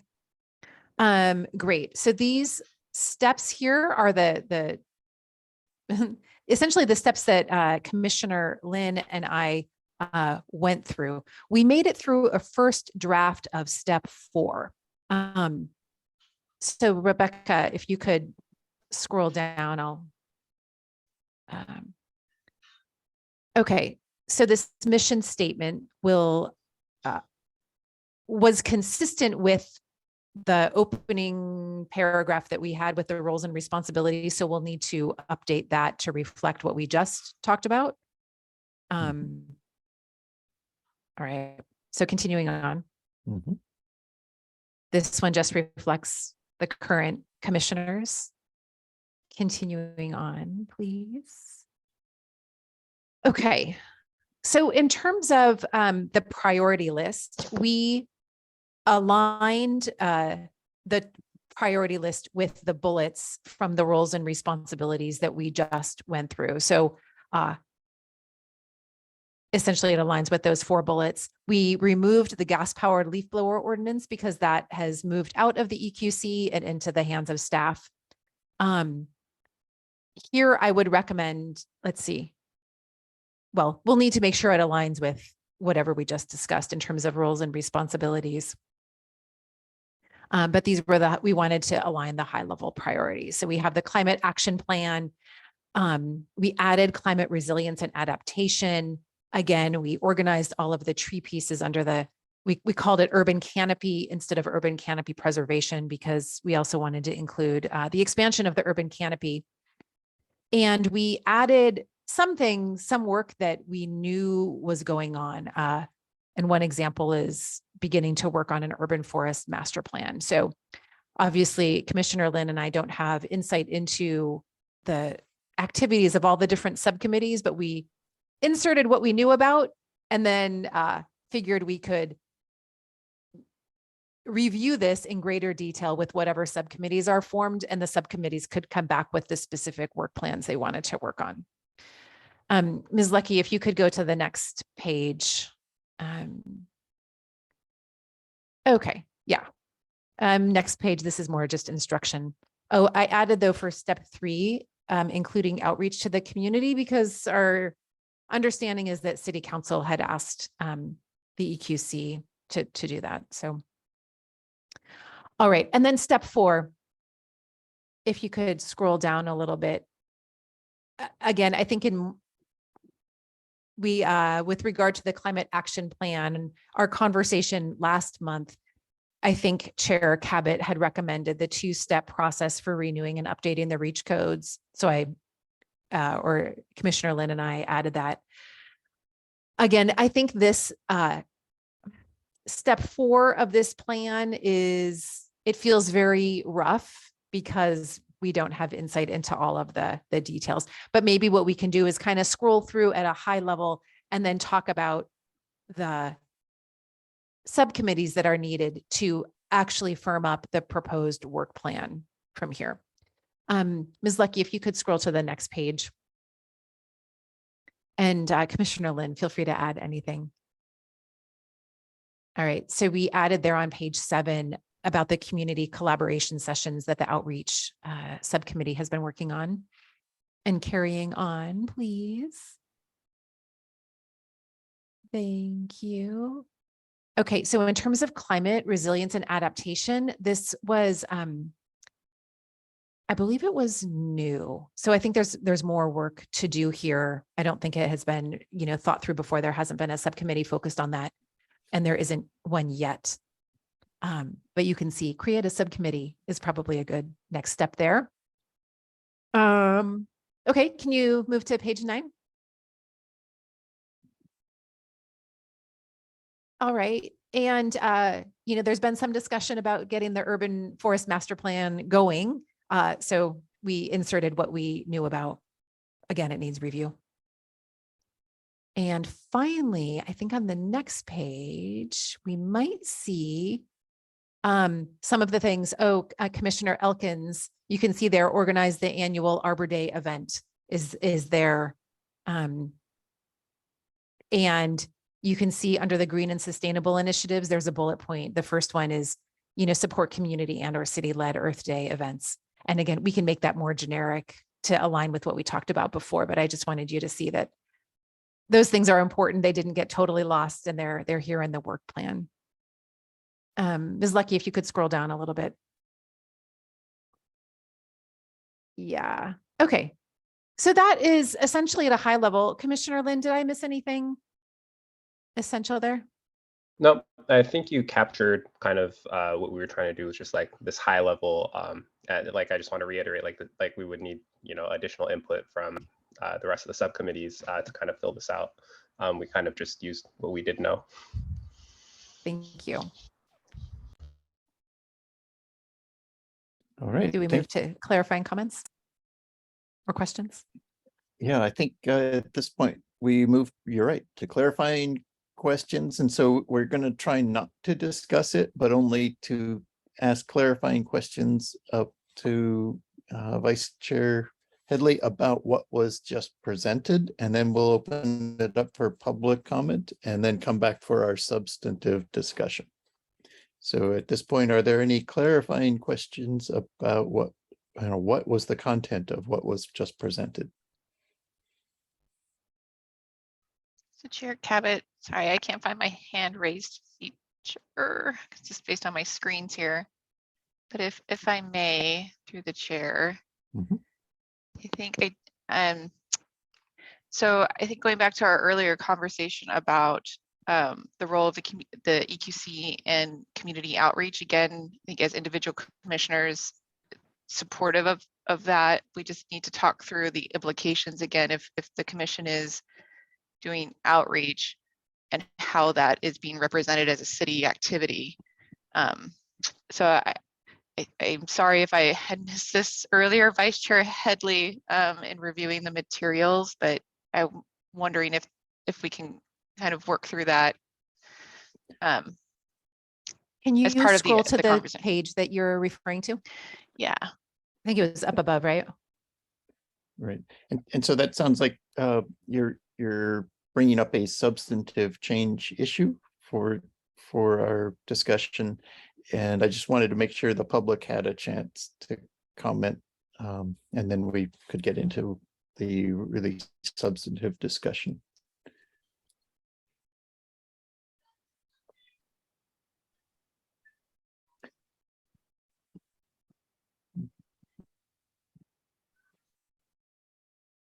All right, and so at this time, I'd like to call for any public comments on the EQC work plan draft proposal. Thank you, Chair Cabot. So at this time, if there's any members of the public that would like to address the commission for up to 3 minutes on the commission's draft 2023 work plan, you may use the raised hand feature. It's usually at the bottom of your screen, although I couldn't find mine earlier. Or you can use where your participant name is, that you can right click and you should be able to also raise your hand.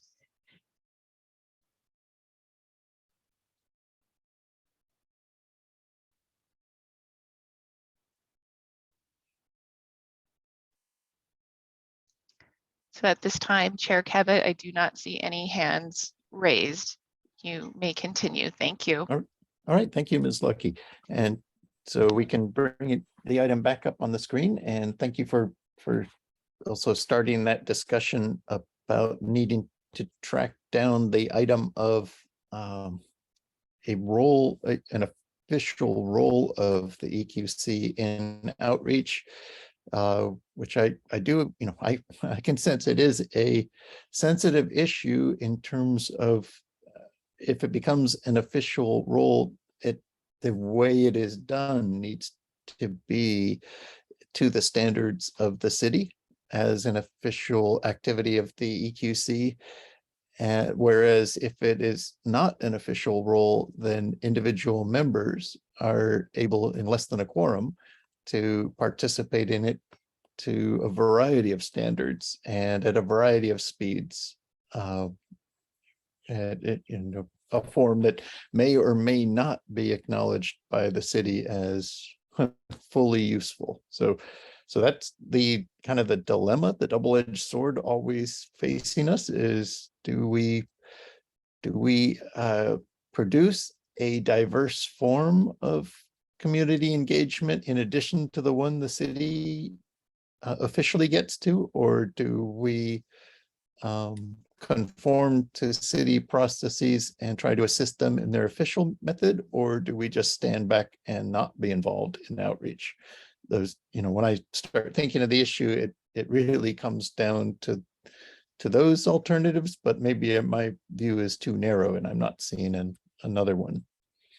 So thank you, Vice Chair Headley. I had a hard time seeing your raised hand on your background. Yeah. Thank you. So given the conversation that we already had, I'd like to suggest a change in wording here, that we would say make gains on our climate action plan including supporting, so adding the word supporting, including supporting outreach to the community as individuals. For now. Rebecca, you might be muted. I see your mouth moving. Thank you. So you know what, in reading it some more, and again, I might be trying to regain some of my senses here from last week. And so it's discussed any priorities already established by the city council. So maybe, okay, maybe it's fine to leave in because we're talking about city council priorities. I'm so sorry. But I'm glad that we had the conversation or discussion at least on this point. So I think it is a city council priority to make gains in the climate action plan and have community outreach. So again, apologies on that. Okay, I withdraw my suggestion. All right, thank you. And Commissioner Schmidt.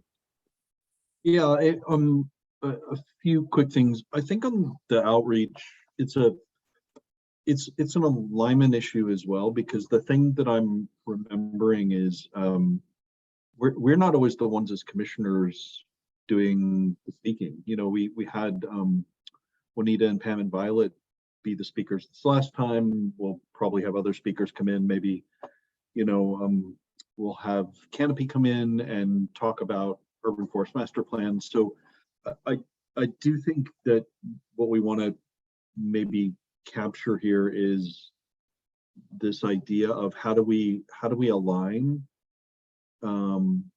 versus all of us becoming spokespeople, because I don't really think that's the intent, you know, that every commissioner is somehow a spokesperson for the city. So I just want to make sure we don't take it too far and say that's our role, but we're coordinating a series of other speakers who are aligned with the city's priorities, and we're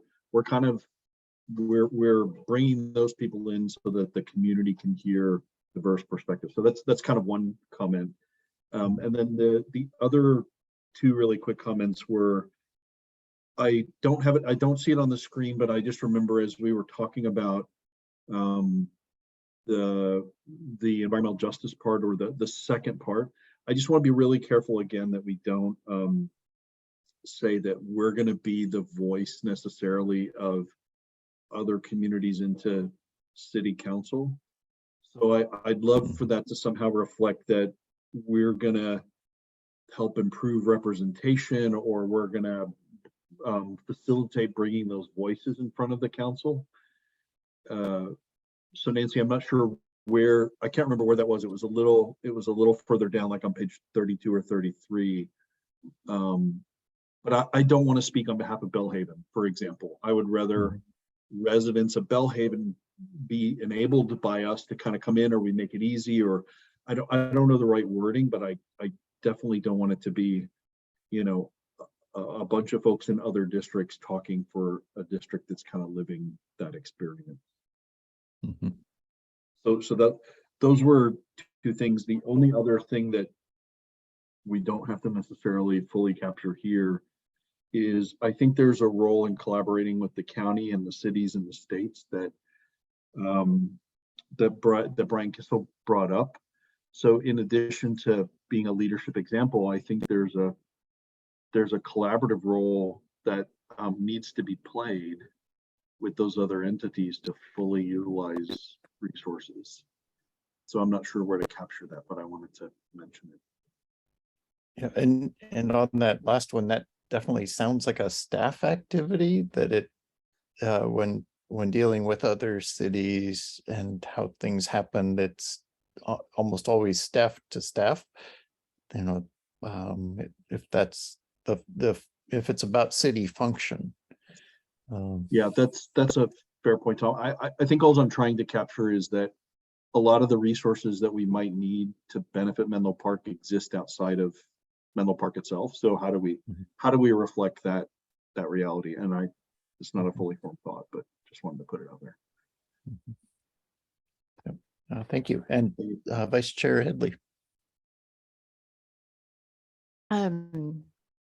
What I guess I'd like to recommend is that we decide how we want to go away and review the content in step 4 and step 5 of the work plan, because this was not something that Commissioner Lin and I were able to go into great detail on. But if we decide who wants to take each of these different pieces, maybe based on the subcommittees that exist or are created, then a smaller subset of people can go away and make all of the fine tuning about ensuring, how we speak about Bellhaven and incorporate people from that community, and how do we support them, et cetera, et cetera. Like, you can fine tune that language and then bring it back to us, as opposed to this large body trying to fine tune each of these pieces. So I think what I'm suggesting is that we move to the next item on the agenda to figure out how to move forward with this item. Right, and the next item on the agenda being the discussion and any reformation that needs to happen on subcommittees. And then, as you're suggesting, the subcommittees then look at their relevant section of the work plan and refine the relevant section as a proposal to bring back, and then it comes to the full commission in our next meeting, and we are able to make a motion on the full work plan. Yes, Okay. Sounds like. if gotcha. everyone agrees, that's my proposal. Yeah, I'm not seeing much opposition. If anyone want to not do it that way, raise your hand. Otherwise, we'll move to open the next item up, which will be a discussion. Thank you, Commissioner Elkins. Okay, so I have a question then. So I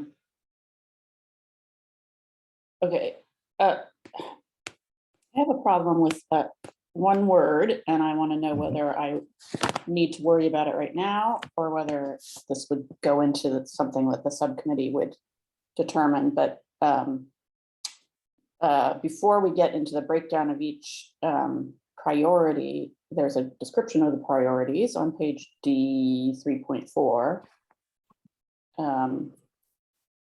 And under urban canopy preservation, under section 3, there used to be 2, under urban canopy, well, what's now called urban canopy, the bullet point says to create an urban forest master plan. And I noticed that later on in the breakout of this point, it uses the word support the creation of, or the phrase, and that's more appropriate, because we're certainly not going to be creating an urban forest master plan.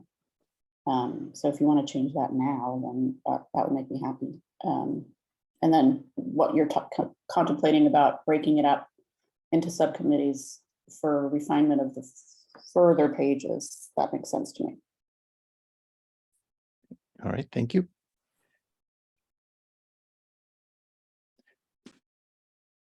Okay, and so Vice Chair Headley. I want to say I support Commissioner Elkins' suggestion around the support addition, support the creation of. All right, thank you. And so then, let's see, I think it's this a whole new agenda item. Yes, it's D4. So at this point, then we move to item D4 on the agenda. And I believe the subcommittee may have done a little bit of work to. Indeed. Okay, and if you can present that, then we'll have our clarifying questions, public comment, and then substantive discussion. Okay. Ms. Lucky, would you be willing to pull up D-4.3? Yes. Thank you.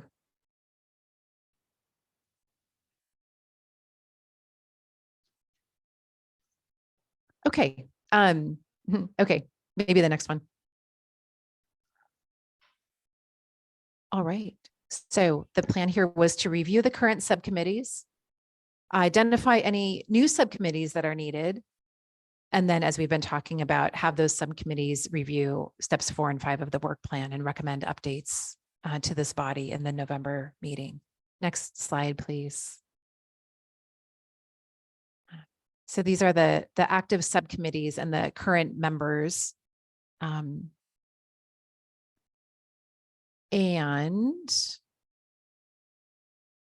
then I think the next few slides essentially have the current subcommittee descriptions as an appendix, which I don't think we need to, I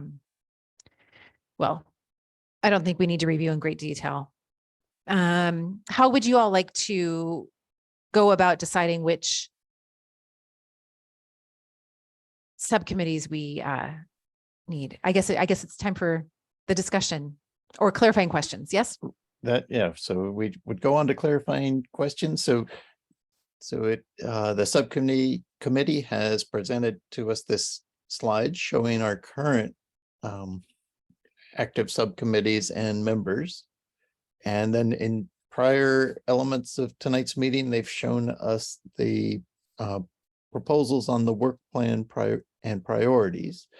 And then it seems like the thing to do is to look at these subcommittees and think, are they covering the range of activities that they need to cover?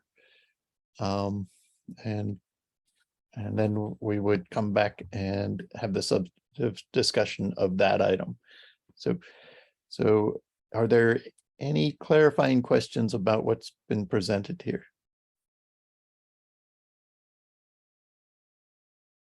Okay, and seeing none, at this point, we can open the item D, I believe it's D4, to any public comment. Thank you, Chair Cabot. So at this time, if there are any members of the public who are in attendance that would like to make public comment for up to 3 minutes to the commission on discussing the subcommittee makeup of the commission, please use the raised hand feature next to your name or at the bottom of the screen.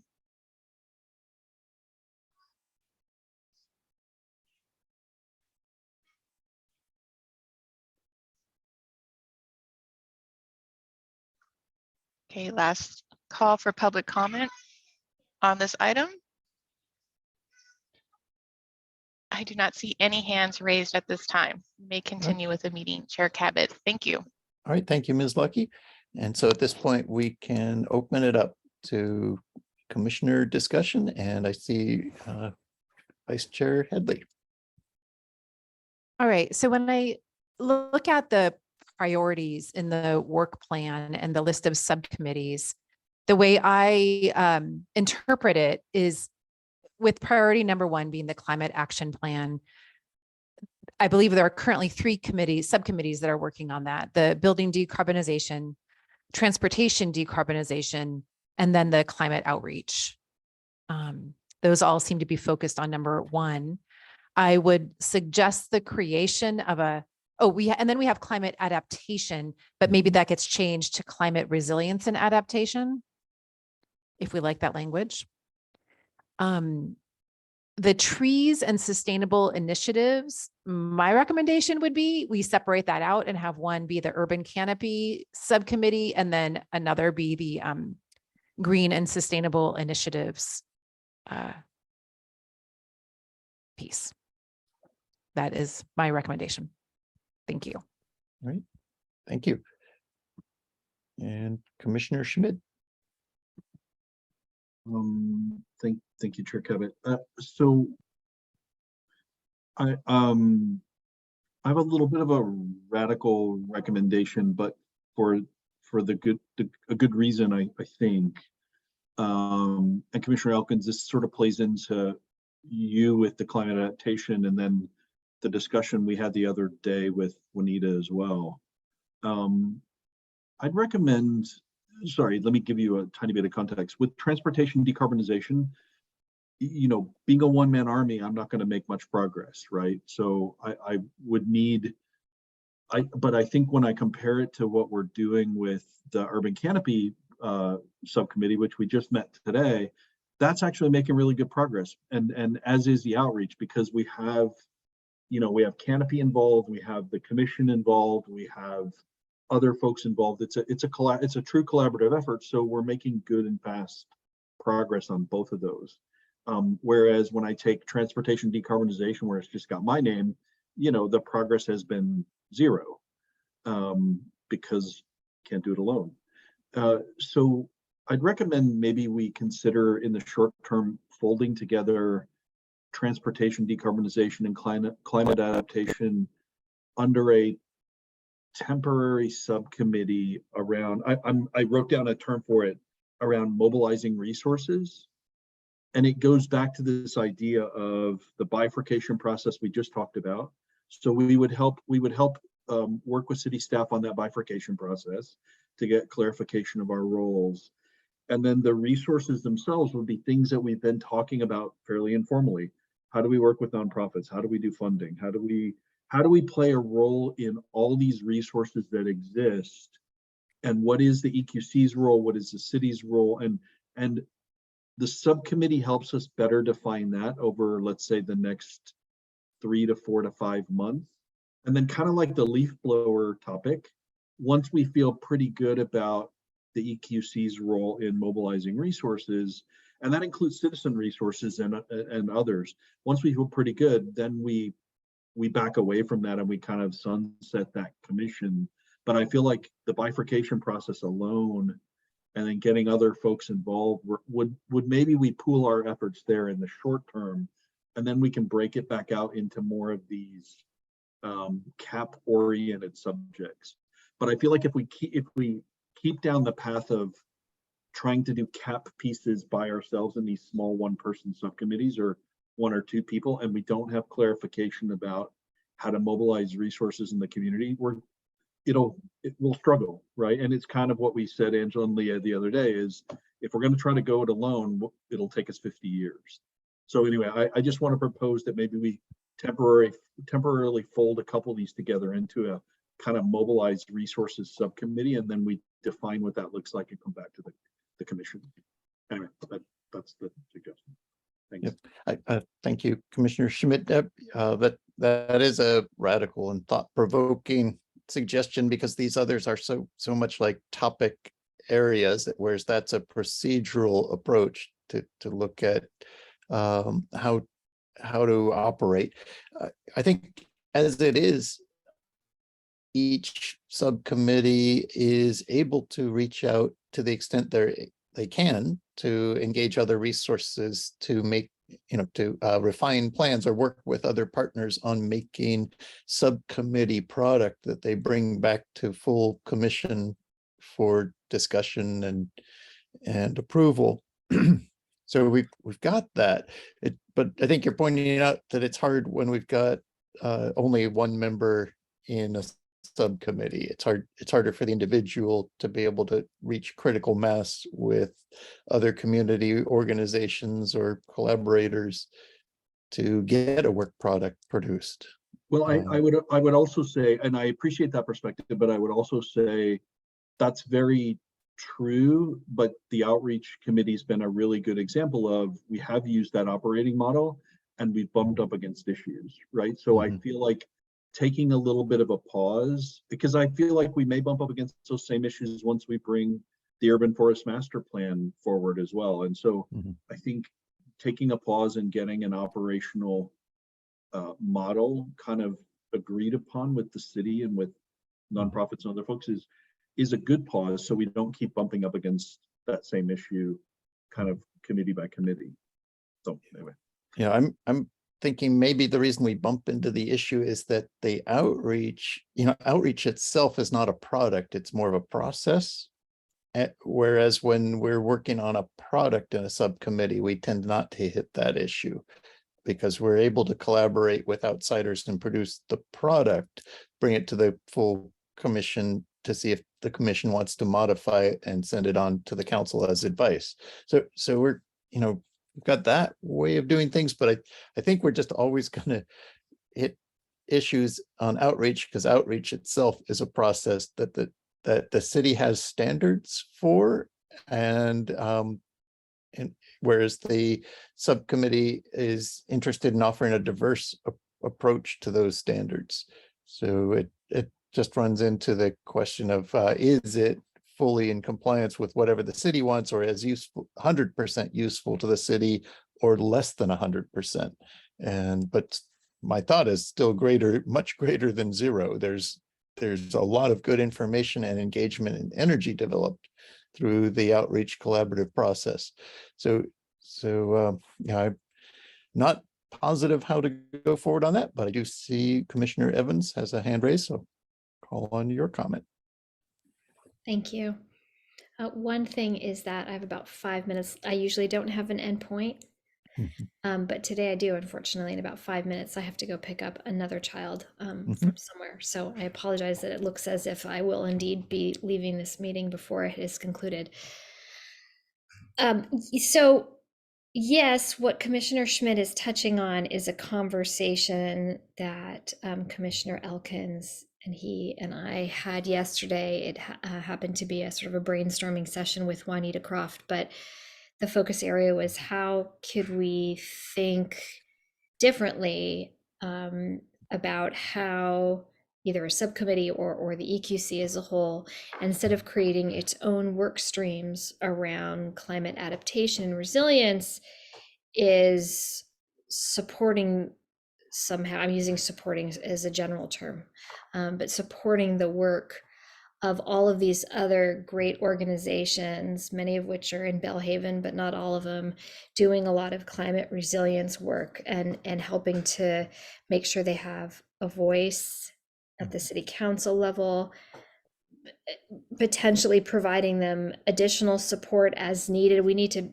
flesh those pieces out. But I believe that Commissioner Schmidt and Commissioner Elkins and I were going to have a follow-up conversation to sort of brainstorm further what this might look. And you're right, Commissioner Cabot, this is in some ways a departure, a potential departure from how we usually do business. We just wanted to entertain some possible ways that we could further engage those organizations in the city's work without reinventing the wheel. And so I do support what Commissioner Schmidt is saying about maybe create a temporary subcommittee to sort of think through and then present back to the commission and or the council about how that might work. That's all. Yeah, thank you for that clarification too, and letting us know what the recent process. I'm just trying to think about it. It's there. A lot of times the word support comes up to be able to support the activities of other entities. And that's definitely something we can do as individuals, and we can bring what we know from working in this body over to help support as individuals, support the advancement of other institutions' progress. Then the thing we were able to bring back towards the commission is better information that can produce better advice to our city council about things our city council's interested in. So, because I keep coming back to this idea that we are chartered as an advisory body, our prime activity is advisory. There's a little bit in our charter about supporting different one-day events and things like that, but there's not much in our charter about really going out and putting city effort into other things. And so we can always do it as individuals, but this going back and forth helps us bring back better information to make better advice. And so we do get a benefit out of it through the regular process. But I can empathize with staff's concern about, possible scope creep, and is the city's chartered organization doing what the charter really wants or has for it? So anyway, I'll open that back up to Commissioner Elkins. I kind of just wanted to echo what Commissioner Evans was saying about possibly creating a temporary subcommittee that would explore this issue of our scope and how much we can. I want to say maybe be proactive as opposed to responding to direct requests for recommendations from the city council. But I don't see the purpose in folding in or temporarily pausing other subcommittees. I mean, I understand that that transportation decarbonization cannot be done completely alone by Commissioner Schmidt, of course. Perhaps there's others who would step up to be on that commission subcommittee. And perhaps nothing would really happen, you know, temporarily, but to pause them formally, I don't think is necessary. But creating a second, a new subcommittee that would really dig into this, All right. this issue that we've got. All right, thank you. Yeah, thank you, Commissioner Elkins. And so given Commissioner Evans' very short timeline here, it sounds like you, Commissioner Elkins, have proposed that we just create real quickly and see who wants to join a subcommittee that's probably fairly temporary, but that looks at the process issue and possibly also explores that bifurcated issue some more to see if it can be enhanced. And so let's try to see if we can form that committee before we lose a member. Okay. And so are there commissioners interested in being on a subcommittee that explores those issues? And so Commissioner Schmidt and Commissioner Evans. And since I've already started this process, I will continue as well. Okay, and Commissioner Elkins. So it looks to me like we've got 3 volunteers into that commission, if I understood it, the hands raised. Yeah. I mean, my only caveat would be certainly, and I've already started early conversations, but I also don't, since subcommittees I think are maxed at 3, and I'm already on the Building Decarbonization Subcommittee, I don't want to preclude others from joining. If this is something that interests them, I'm happy to step aside. I don't need to hog the committees. So, I jumped in quickly and said yes, but maybe I was too quick. So if there's others who would rather participate, by all means. It And doesn't so have to if be. right, so if there is any member who would like to raise their hands to discuss edging out Commissioner Evans. Just through the chair, if I may, I think there might be a procedural aspect to this since we have a vacant commissioner chair, and I probably should have thought about this too with just the commission's meeting in general or the subcommittees. I think until we fill the seat, like we have to operate as a commission of 6, and so with a 2-person. Yeah, I'm pretty sure that is correct. I would need to check with the city clerk, but I think I recall when we had kind of a lot of vacancies. Well, with the 6-person commission, 3 of us is not a quorum. It is not a majority, is it? I mean, it's. Oh, that's a good point. Or- Yeah, we should still then be. Okay. Let me Yeah. text the city clerk. Let me see if All I right. can get an answer. Well, it's today. up. Yeah, we'll initially operate with the assumption that 3 is still a sub-quorum of 6 until we hear otherwise. All right, so assuming that works, then we do have 3 volunteers. Thank you very much for taking a look at these issues in a more procedural focused way and see if there's some creativity that can be applied here and enhance our effectiveness. And so then also along the lines of what Commissioner Elkins recommended, her recommendation was not necessarily to fold committees into each other, but to maintain, suggested the maintenance of the existing subcommittees in their categories, but we still want to open it up in case we've got additional volunteers who want to join into the subcommittees to make them more robust, because as Commissioner Schmidt pointed out, getting 2 or 3 members into a subcommittee definitely helps make forward progress with work. So I do want to open that up right after I hear from Vice Chair Headley. I don't know if we need an official motion, but if we do, I'd like to move that we create a subcommittee called Mobilization of Resources with Commissioner Elkins, Schmidt, and Evans serving on it. Sounds good. And is there a second? And I see Commissioner Schmidt. Yeah, I'll second. Thank you. All right. I'm sorry, raise my hand. Yep. And so for discussion, we have Commissioner Elkins. Yes, is that, I'm not sure about that label because it sounds like we're mobilizing resources, not exploring the ability to mobilize resources. I'm fine with the label. I was jotting down notes, Leah, and I like whatever we call it. I don't care as long as the intent is. As long as the intent's there. How about, okay. Oh,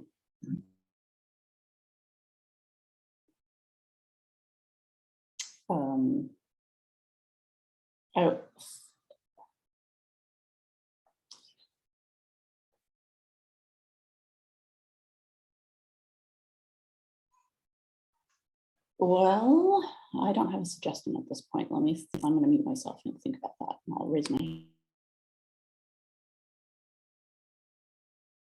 What I think that subcommittee is exploring, it's exploring the ability to collaborate with other entities.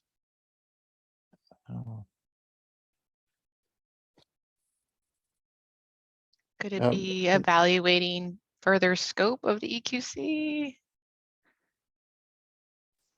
I'd recommend, I always hate the sustainability manager, Lucky. But Rebecca, Call me think that's a Rebecca. good- yeah, I think that's a really good starting point. Like, let's make sure we're working on the bifurcation process as a beginning part of that, because that's going to have a lot of downstream effect. And if we get shut down in any way by city council or others on that part, it'll definitely impact the ability to collaborate. So I feel like we can use what you just said as one big part of the process, and then we come back with additional ideas once Commissioner Elkins and Evans and I have a chance to flesh it out. But I feel like helping you help us all work through that bifurcation process is a good kind of beginning launch pad. Yeah, and I would recommend that the subcommittee meet with staff fairly early on to explore the issue and hear the constraints and issues that are there to see how to make best progress with respect to them. Yeah. All right, so we've got essentially a motion and a second to form a subcommittee, and so we can call for a vote. So Chair Cabot, just to make sure it's clear, so that the name of the subcommittee is evaluating the additional scope of the roles and responsibilities of the EQC, or did I get it wrong? I need to leave it to the subcommittee members to discuss that name. Yes, Commissioner Schmidt. Oh, you're on mute. Yeah, sorry. Although mobilizing resources isn't a great label for it, I think it's a little broader than talking about the scope of the EQC. The reason why I say that is a really good example is when we spent time with Juanita and Pam and everyone, they really informed. I think, Commissioner Cabot said it really, Chair Cabot said it really well. Like our perspective was really informed by that presentation they did that said, hey, it's not about the city coming in and doing it all for us. We just want a more collaborative model. So I just want to make sure it's not only the role of the EQC, it's how do we improve the quality of what we're doing by mobilizing these resources who are on the ground, who are doing the work every day. So I'm totally fine with it not being called mobilizing resources, but I also don't want it to be just like, what's the new role of the EQC? Because that's sort of one small slice, I think, of what this will be.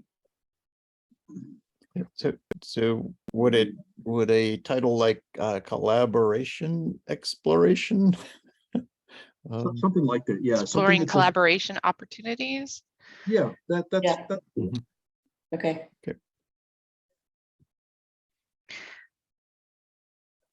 Okay, so the motion is to form a subcommittee called Exploring Collaborative Opportunities.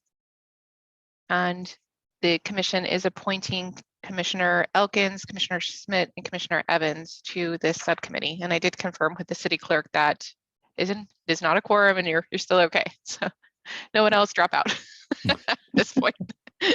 We need everybody. Yeah. All right, and so I'll take so if we roll could call for a call. vote.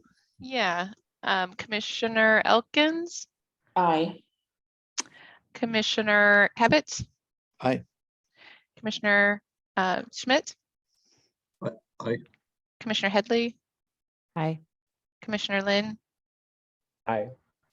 A motion passes. Thank you.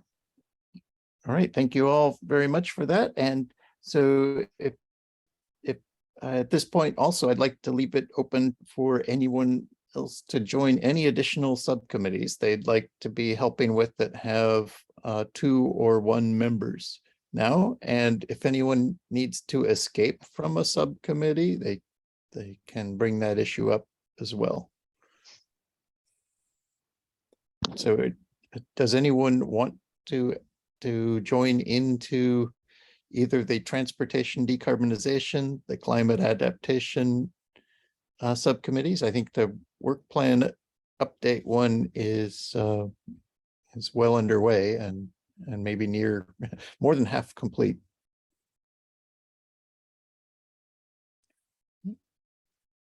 Commissioner Schmidt. just a question. And I appreciate the folding it together and not folding it together. That was probably more a comment about just prioritizing bandwidth and time. So I think with the transportation decarbonization, I personally will, not that that's not important, but I'll probably put some of that activity on hold until we have a more thought out collaborative model, because anything we come forward with would be similar to what we're doing with Canopy and other, it would be collaborative anyway. So I think just from a personal bandwidth point of view, I'll probably go light on that until we sort out some of the collaborative stuff and then re-energize that. If that's an acceptable way to be a subcommittee member. Yeah, personally, I think that is reasonable, but it's kind of informed by my view that the subcommittees in general, they've been about producing any work product needed in order to help the full body of the commission produce better advice on the topic matter. And so it can be a relatively slow activity until until something occurs that you see is the type of issue you want to bring forward to the full commission to improve the advice we give to the council. Thank you. And Vice Chair Headley. Thank you, Chair Cabot.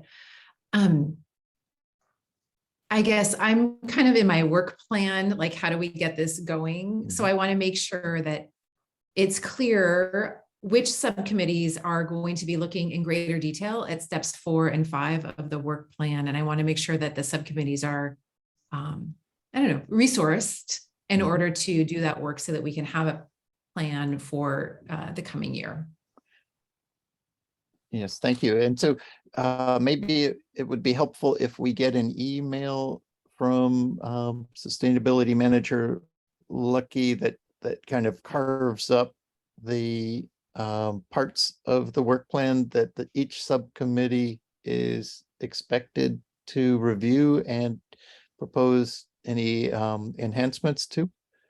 And so that email would come to the subcommittee members of each of those committees listed here, plus the new collaboration subcommittee. Is that Ms. Lucky, is that something doable by staff to carve up the work plan and assign it to the subcommittees to look at their sections? I think our bandwidth is pretty tight. Okay. Over the next couple, but what we can, if Vice Chair Headley and Commissioner Lynn, I mean, if you want to kind of look through the list and divide up, and I can send out an email that's prepared by you to the rest of the commission, kind of assigning the roles. I think because of the Brown Act kind of potential, I just need to kind of think through like in getting responses back and making sure, again, we have enough bandwidth to look at our inboxes and make sure things are being forwarded to the appropriate commissioners. Alternatively, there isn't, I mean, we do need to have the council adopt a plan soon for 2023. So, I mean, we're looking at early 2023 to bring this forward. So there's a bit of time, so we can kind of bring it back next, or you can bring it back next month if you want to kind of talk through kind of what are your ideas and kind of check in with each other. I think that's one pathway. I was also going to suggest, because of looking at phase 2 reach codes, there might be a potential, if you want to consider, to combine transportation and building, is it does look at both kind of EV charging infrastructure requirements and building decarbonization. So there's like a potential synergy there if you want to explore that as well. I see. Yeah, thank you. Yeah.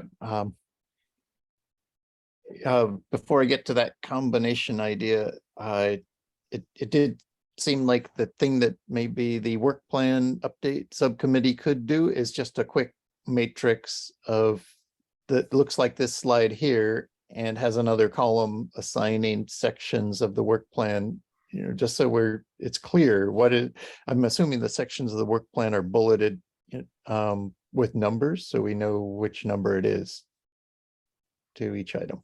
Yes, the challenge, and I can totally do that. The challenge is that our subcommittees don't align exactly with the work plan priorities.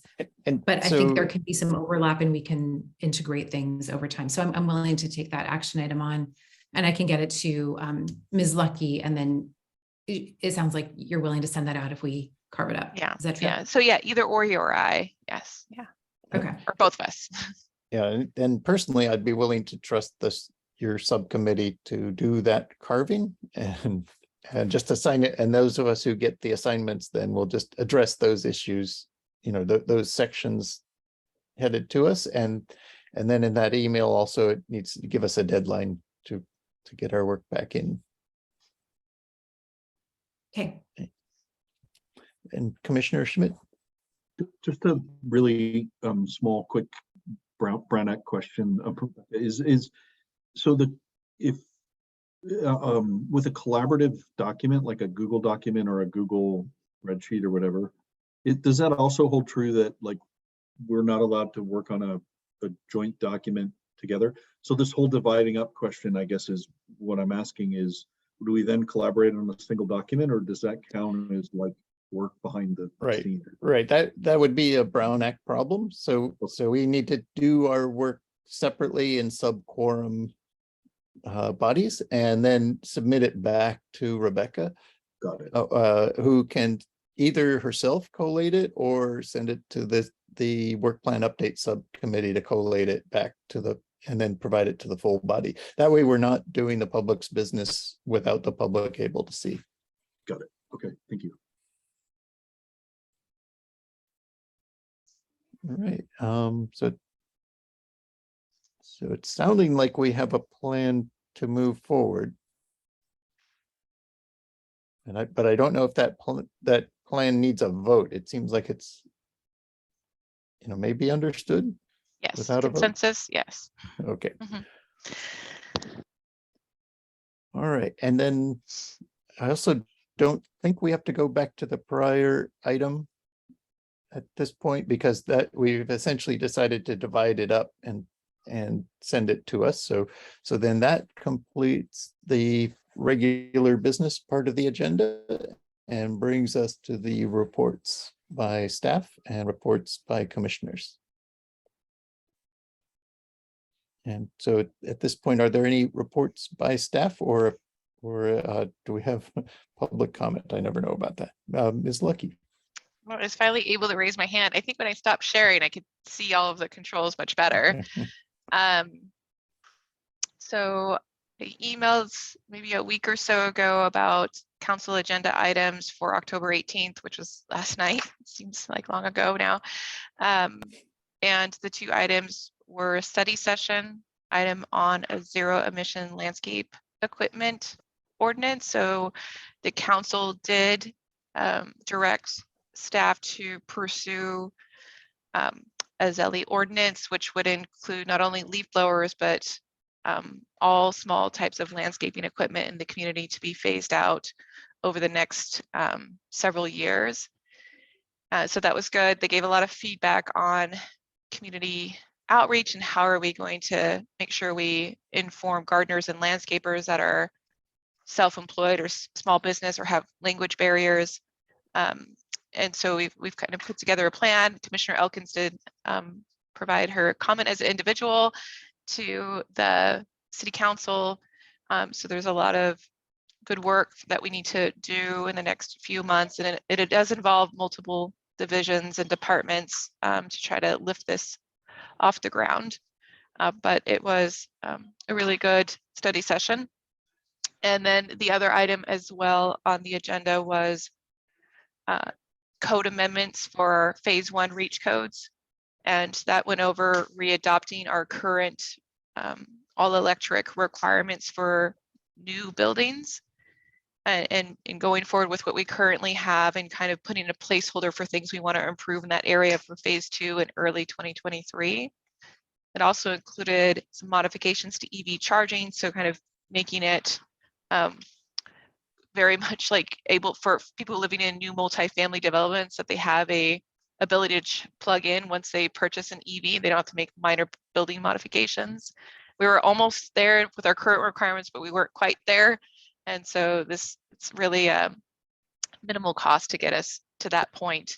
And then looking at non-residential and kind of seeing things from not a square footage perspective, but how many parking spaces are going in and how much of that needs to be EV charging. And also looking at adding, if you have an all electric building now that you can't go back or start to use mixed fuel or natural gas as part of your building. So just adding further protections. And so the report did go over, and I'm sorry, again, I was a little under the weather last week. I did want to send out the links, but I can do that this week. But we did talk about phase 2 in the staff report and what that looks like and kind of what the considerations are, like removing the exceptions potentially for new buildings and talking about existing buildings and what kind of measures we are seeking to move forward with. And so that will ultimately kind of land at a study session in early 2023 to get some formal direction. And so that way we can kind of understand what public outreach will look like and what we're communicating to the public. And let's see, so I guess the next thing that would be coming up is November 1st. So that was an informational item on the code amendments. So on November 1st, that's when we'll be going to city council with the city attorney and our building official to formally ask the city council to adopt the phase 1 reach code requirements. And then there'll be a second reading on November 15th. And so we kind of really need to hit those deadlines because we do need to submit to the Building Standards Commission and have them file and make sure we get all of our I's dotted and T's crossed so that we're ready to go on January 1st, 2023. And in the, sounds like it was a study session last night. Was the council able to raise any new concerns or old concerns about issues that are the type of thing the EQC could be able to advise upon? So for the ZELI ordinance, there wasn't anything further they wanted to clarify. It was just more reaching out to everyone. For the code amendments, didn't hear any questions. So it was an informational item, so there was no presentation. It was just, again, giving information in advance of the November 1st meeting to let them know, what's potentially going to be recommended.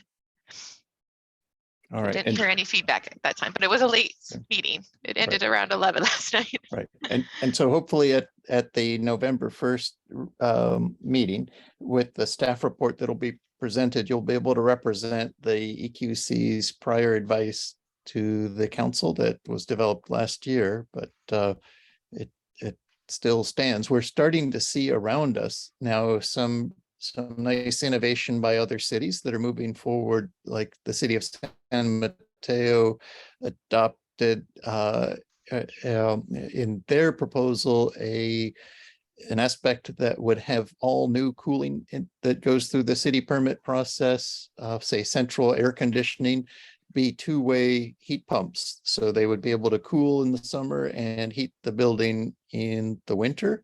And also for replacement of existing air conditioners in residences, that would be the same thing. So this doesn't apply to, say, window air conditioners that don't get permits, but in their REACH code, it will be applying to full central systems. And what they were noticing is there's so much now incentives being provided by the federal IRA that the economics are that it's less costly after the incentives to do a heat pump than it is to do an air conditioner instead of a heat pump. An air conditioner being only a one-way device that only moves heat in one direction, a heat pump being one that's able to do both. So their council voted for that, and I heard Portola Valley also did the same. So it's nice to see cities taking that leadership role, stepping forward, so others of us can see that progress and then try to build upon what they've done. Thank you, Right. Chair Cabot. Yes. Been talking to San Mateo and Portola Valley. I think they've been lifting quite a bit from our 2021 recommendations. So it's good to see that our work is crossing city borders as well. Right. It's a lot of leapfrog, but we have to keep. And I believe, you know, like Ron of France kind of supports Portola Valley as well. So I think a lot of that bled over. So Good. it's good. All right. And other reports from staff?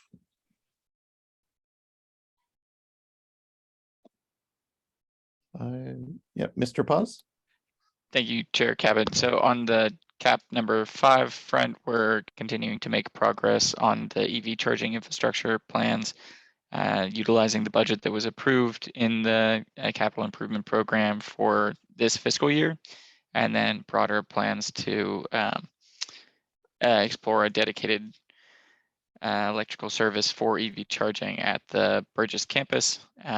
And we're also monitoring progress on the Menlo Park community campus and the EV charging that's under development over there as well. On the facilities front, we're still working through confirming that our facility water heaters would qualify for a program to replace them with heat pump alternatives and meet the demand, which is an exciting incentive opportunity. And we're related to CAP 1, exploring a series of minor zoning ordinance amendments that would help to facilitate electrification by potentially allowing some flexibility in garage spaces and possibly setbacks as well. And an informational item on that would be coming to the EQC later this year. And with that, that's all I have for my updates. Thank you.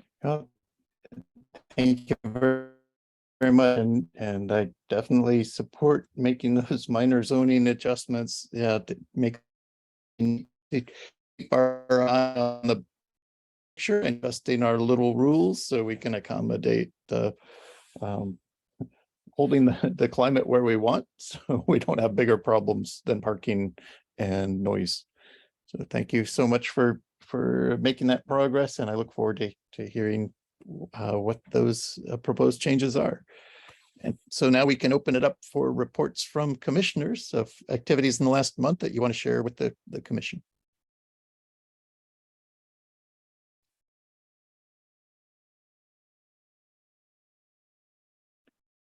Okay, well, I'll share one just to build upon something raised by John McKenna earlier tonight. It was a real pleasure to see the community come together for that community movie, the documentary about 2040, and how applying the existing technologies today for the next couple of decades would, and moving full speed with them, could result in a much better future, better than what we've got now. And so it was really great to see the community come together to see that, and then to have commissioners Headley, and I believe Schmidt also there, but having discussion with the community and a lot of engagement. So thanks so much for doing that. And I'll call on Commissioner Schmidt. Oh, thanks, Chair Kevin. Just a quick sort of rundown and then a question for the staff. I just wanted to echo what Marlon said earlier about the outreach session we had in Bellhaven. And there were some hiccups with the actual event itself that I think people are aware of, but I want to call out, this wasn't EQC members going and presenting on behalf of the city. This actually, it was an amazing group. It was Juanita with Bellhaven Community Development Fund, Pam Jones with Bellhaven Empowered, and Violet with Client Resilient Communities. And they presented the history of Bellhaven and some of the representation issues. And it was an extension of the general plan outreach that they did around environmental justice and safety element. And that was done with them as presenters. Members of our group were kind of in the background supporting and helping and doing the logistics, but their presentation and then Marlon and Diane from Menlo Spark helped engineer it all. So I just want to call out that that's a really good example of a collaborative process and super insights that we got. We're doing another one on Monday, so I'd encourage folks to watch the replay if we can't have a bunch of people on the Zoom, but we'll only do it remote on Zoom, but super powerful message there that we want to figure out how to continue to work on. And then a really good session today, again, with partners. We had Catherine and Scott and her team with Canopy. We had a couple of commissioners on the line there, and then Jillian, the city arborist. So it's a good example of it's the city, it's the EQC, it's nonprofit partners, and the goal really there is to secure CAL FIRE funding to start to build out the urban forest master plan. And I think Jillian's been amazing in getting resources and talking to city staff and kind of mobilizing that part of it.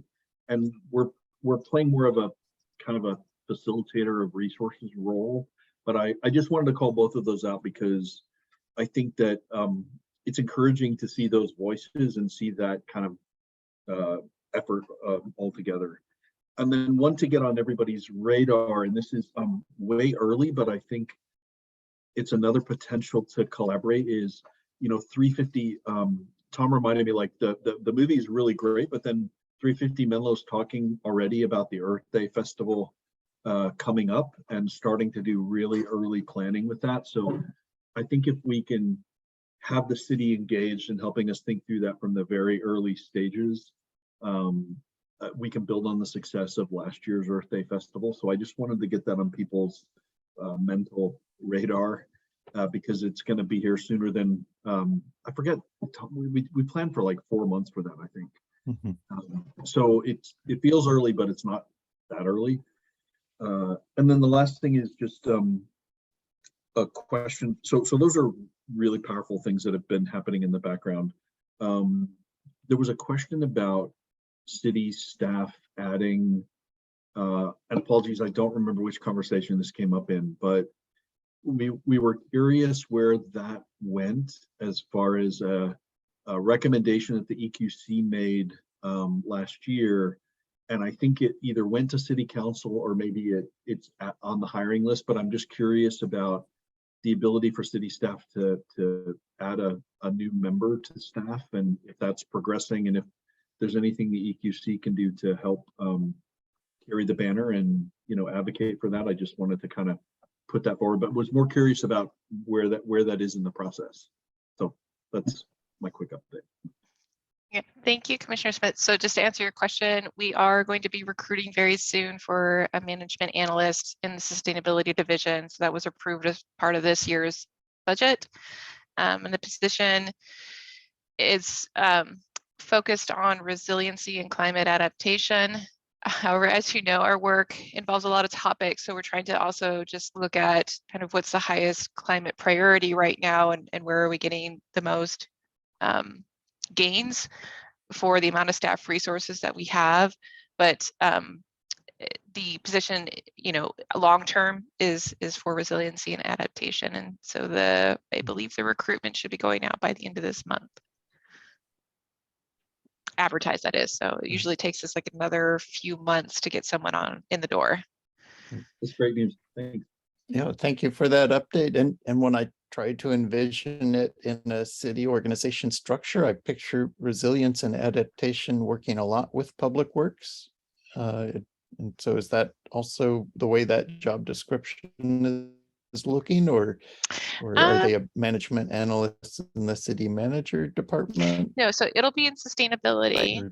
Yes, supporting. So I think that Okay. because the position, there is aspects with Public Works, there's aspects with planning, building.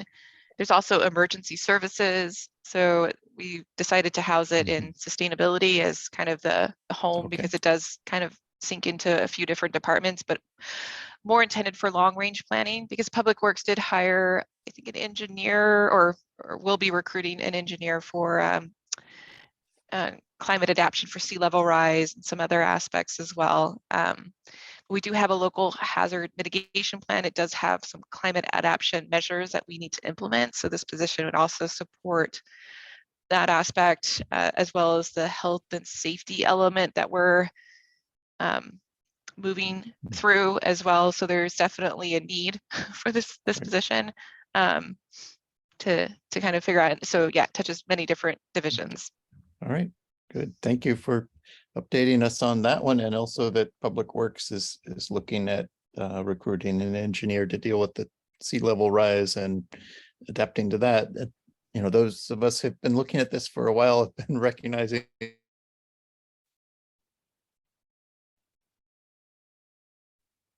Oh, Chair Cabot, I think you froze. You may need to turn off your camera. Rebecca, when that's activities in many existing efforts. Oh, sorry.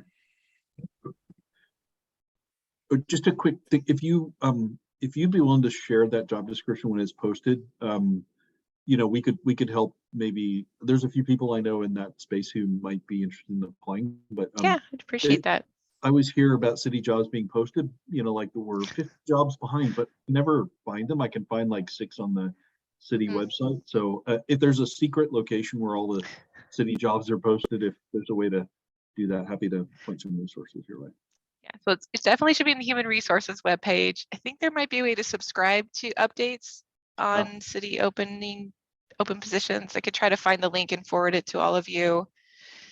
Typically local government, the secret, I don't know if most of you know, but a lot of agencies post through CalOps, like Cal OBS. And so I think it's typically where we advertise, but we also advertise in a lot of other different platforms as well. Okay, great. Right. Thank you. And are there any other commissioner reports during the past month?